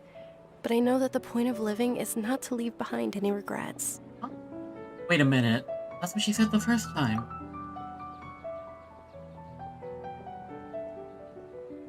That was what the real Dunyarzad said, wasn't it? Does that mean... Is this our dream? Dunyarzad. Yes, Traveler. What is it? Oh, so she's still just a puppet. But just now, how come... Not leave behind any regrets. Let's go, Paimon. What? Where are we going this time? Watch the Dance of Sumeru.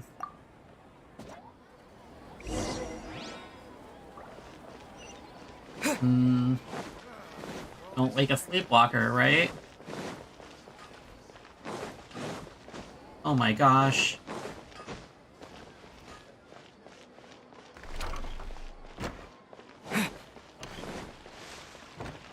Hello. If you continue to resist, we will have to order an investigation into every single event organizer. The Grand Sage has already granted you much leniency. I advise that you exercise tact. How did things turn out like this?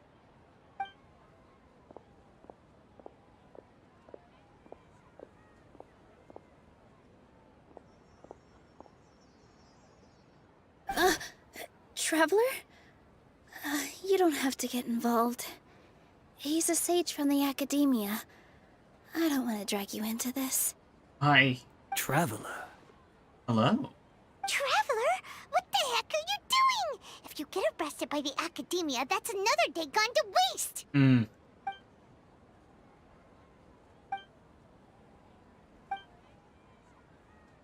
Wait, they're not reacting. Have they been scared stiff? Just like I thought. They're puppets. Oh, of course! If this is the sage's plan, they wouldn't put themselves through this. Yeah. So they're just substitutes. They're not real. What is this? What happened to the Grand Sage and his entourage? Hold up a moment. What's up with those flowers? The Paradisas? Like I said, they symbolize the goddess of flowers. Padisaras. It's just a shame that all the real Padisaras went extinct after her death. Oh. Yes. The Greater Lord brought forth new Padisaras in memory of the goddess of flowers. But she ultimately could never truly replicate that beautiful shade of purple. Beautiful shade of purple, huh? Is it actually Nilo? Nilo? That beautiful shade of purple. Aren't these flowers real Padisaras? Just like the ones from the legend? I didn't even notice. Dunyarzad, did you find these? But didn't you just say all the real flowers went extinct after the goddess of flowers passed away? So, how? Yeah. What's going on here? Nilo, close your eyes. Huh? Imagine that the Grand Sage and his entourage are not here in front of you. You guys are acting weird. But okay, I'll try. Okay? Oh no.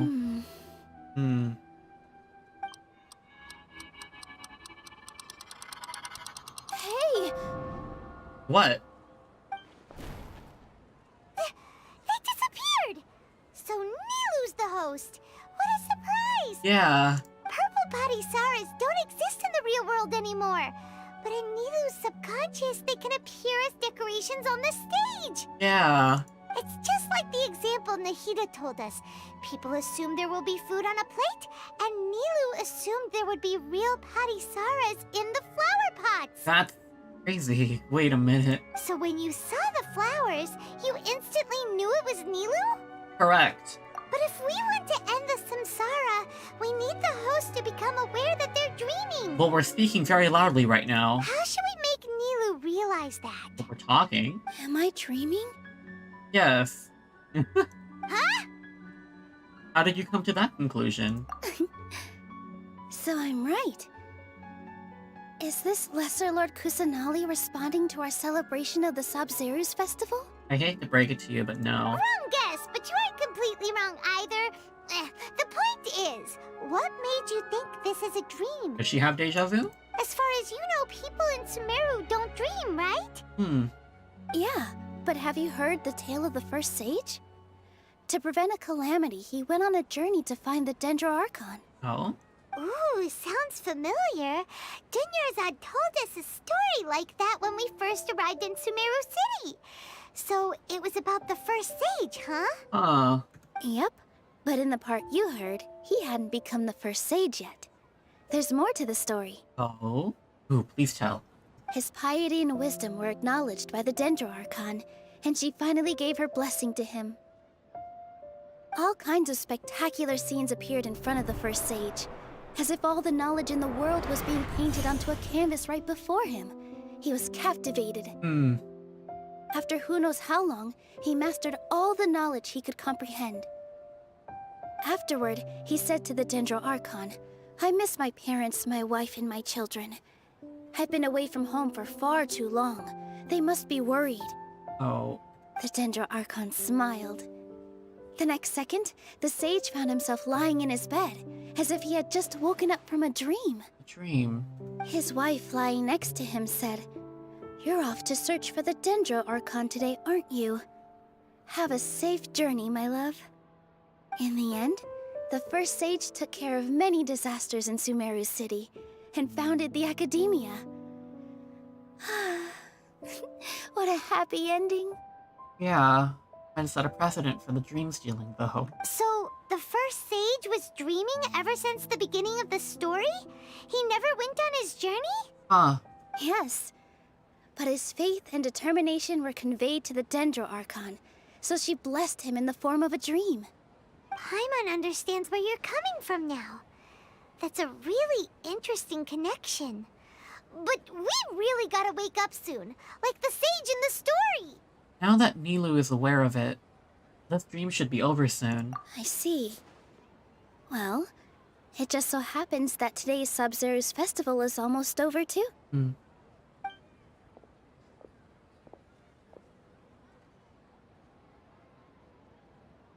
Since we're in a dream, let's make this final dance of Sub-Zero's as beautiful as we can. Okay, and we get the cutscene here.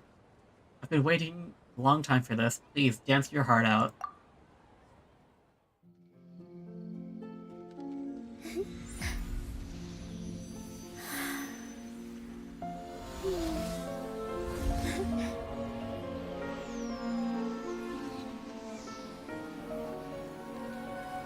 The wait is over, everyone. I dedicate this to our god, the Dance of Sub-Zeros.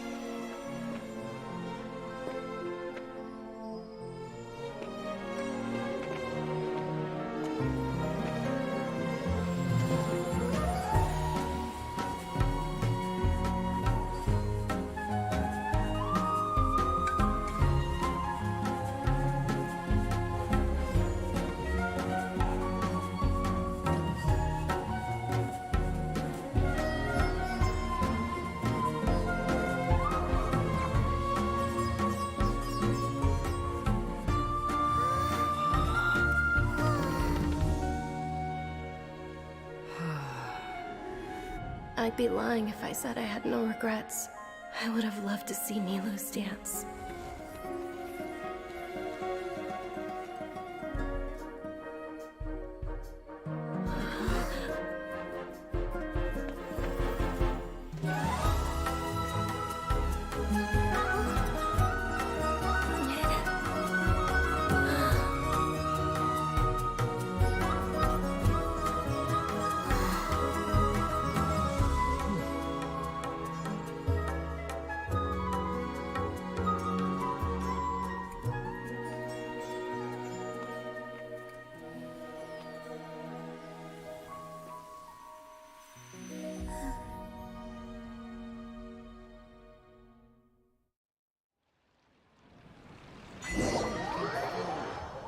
And we've awoken.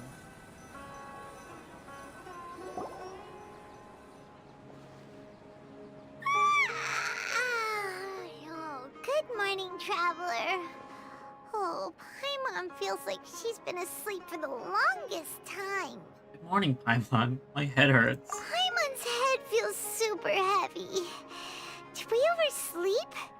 Do you even remember going to sleep last night? Did we forget the entire thing? Paimon thinks it was after the Sub-Zero's festival. The Sub-Zero's festival! Oh, no we didn't. Have we finally escaped from the Sub-Zero Samsara?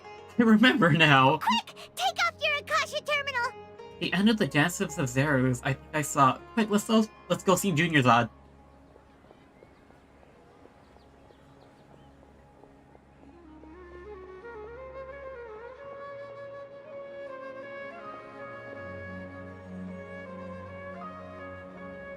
She's not in her room. What happened? Let's go to the usual spot. Huh? What usual spot? The one we always go to?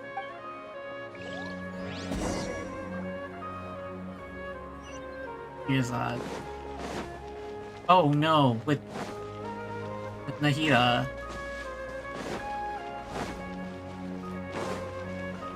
Oh! She's okay! Well done, Traveler and Paimon. Catherine? Wait. And thank you, Dunyarzad, for organizing the Sub-Zero's festival for me. What? Oh my god. I'm sorry, who are... Dunyarzad! You're okay! Oh, don't scare us like that! Junior Zod, oh my gosh. Oh, Traveler Paimon. I have something amazing to tell you. Oh? I just had a dream. And I saw Nilou performing the dance of Sub-Zeros. Oh. More than 1,000 roses bring. Quest. Dawn. Talk to Catherine. Archon Quest? Act 2. Announcement. Hello, Catherine. You're actually Nahida, aren't you? Paimon felt like Catherine was acting weird when we met at the Sub-Zero's festival. And... Dunyarzad, did you save her? It's a really long story. We shouldn't disturb her. Her consciousness is still weakened. Let's chat somewhere else. How about by the Traveler's favorite bench? Alright. Junior Zod, you okay? What's going on? Why are you two so excited to see me? Hasn't it only been a night? It's actually been much longer than that. Yeah. Oh? Strange. Was I really asleep that long? No wonder I have such a headache. You should tell her what happened. Where's Nahida? That way. Oh my gosh, this was a really good Archon Quest. Jeez.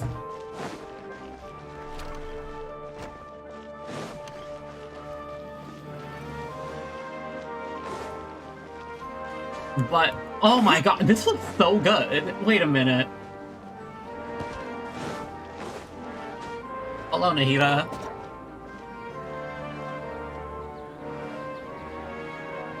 Let's talk about Dunyarzad first. It's such a relief that she's alright. Yeah. After we parted on the last day of the Sub-Zero's festival, I left the city and saw what the Traveler had described. Among the countless dreams, I found one that was growing fainter and fainter. This proved my suspicion. Once Dunyarzad could no longer bear the Akasha harvesting her dreams, her consciousness began to dissipate. But this also meant it escaped the Akasha's control. Such a small fragment of consciousness can't last for very long, though. It will return to its original dream.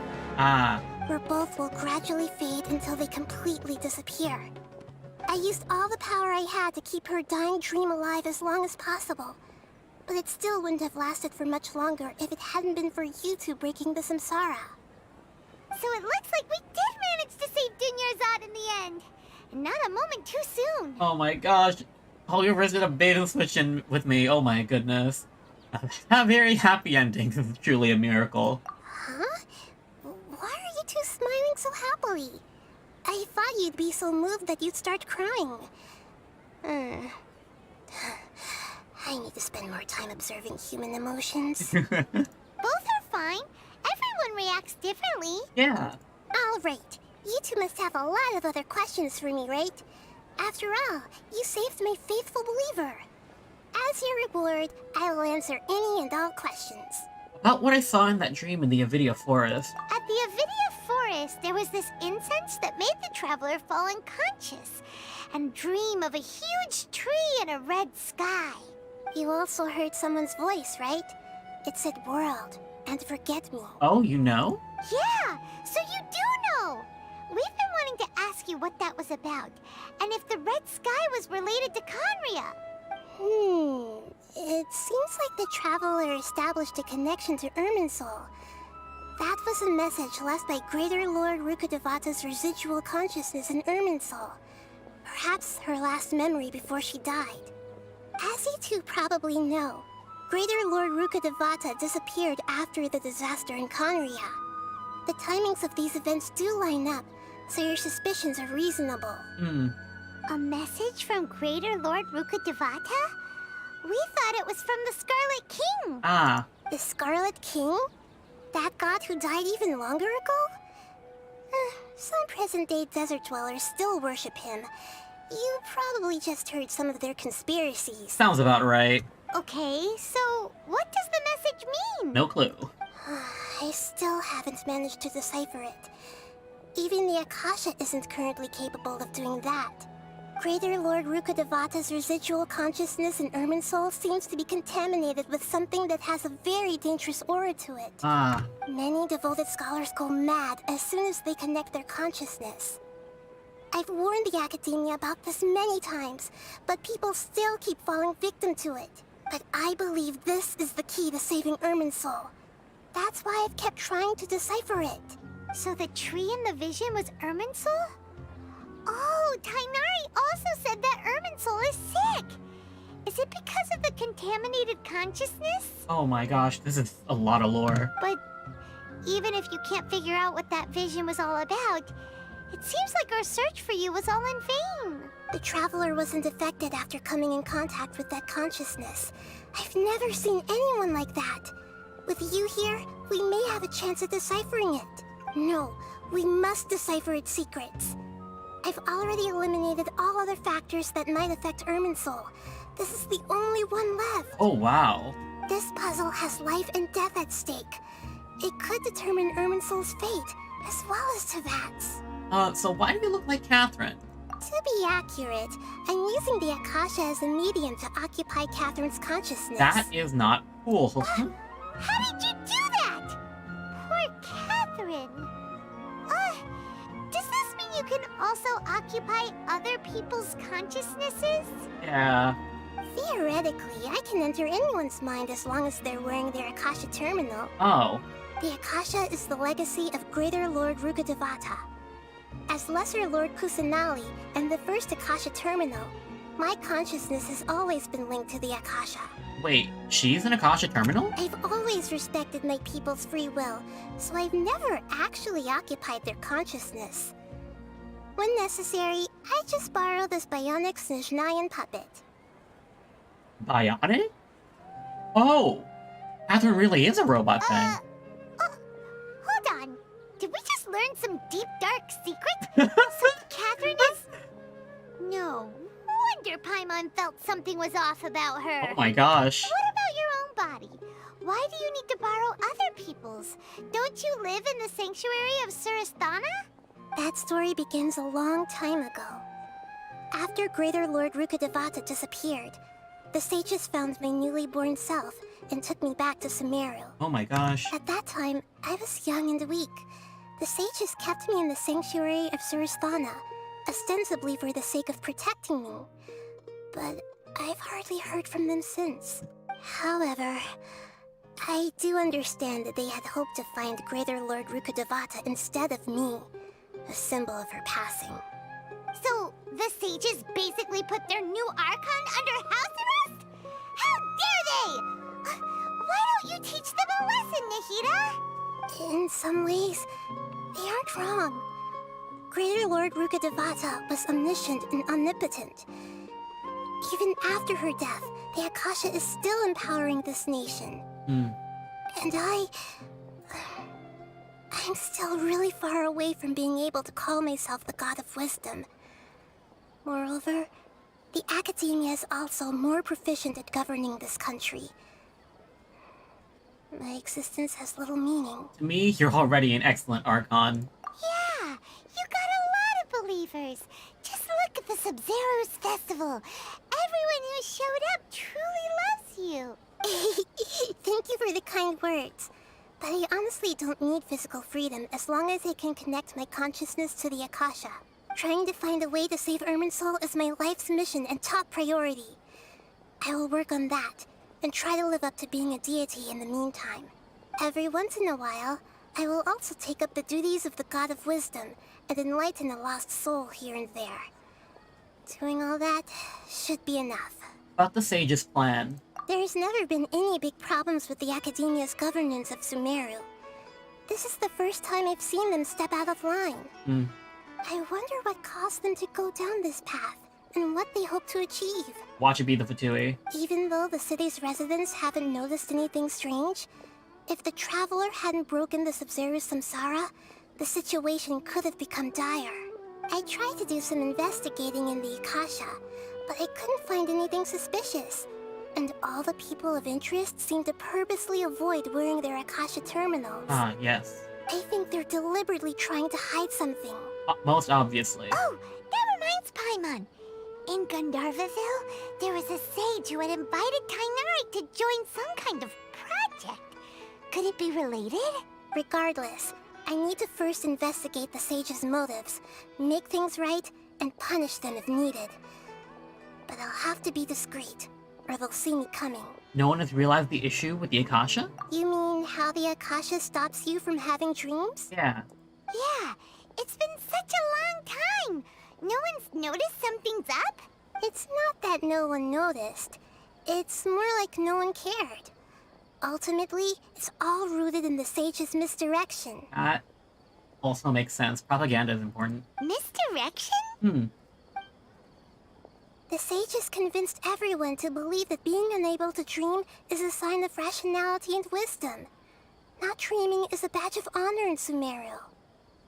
Even if the truth is that their dreams are being reaped by the Akasha.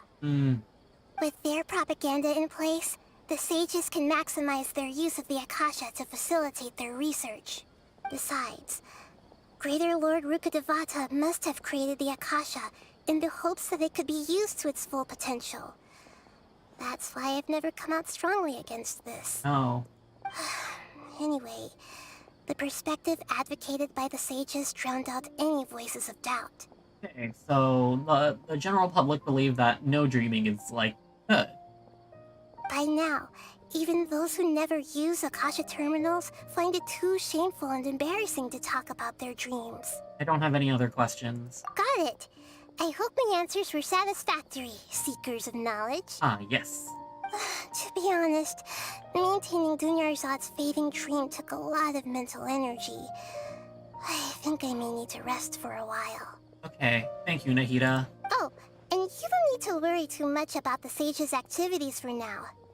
The Akasha won't be able to conduct another project on the scale of the Sub-Zero's samsara in the immediate future. Well, that's good. Go and get some sleep. Leave everything to us. What a relief. This is truly the most exhausting birthday I've ever had. Alright. Traveler? Paimon? Why am I here? Do either of you know? Oh, hi, Catherine. Maybe you were sleepwalking. You know you can't wake up a sleepwalker. We happened to walk by, so we thought we'd wait for you to wake up. Look at Ether. I see. Huh. I should visit my maintenance personnel sometime. Oh, I'm fine. I better go. Thank you. Okay, that, Gone. Is there more? Archon recruitment. Oh, okay. World Quest. Let's see, what achievements did we get? Wake from Samsara and complete it. There we go. Anyway, that is all for today's stream. Thank you all for watching. I hope you enjoyed. This went really long, but this felt shorter because this act was very good. It was a very good act. I had a lot of fun. But I have to go. It is late. And I want to thank all of you for watching. If you enjoyed, please consider hitting the 4 YouTube buttons. Like, comment, subscribe, notification bell if you want to catch more. I stream every Monday and Friday starting at 8:30 p.m. Pacific time. Yeah. Sometimes I have Wednesday streams.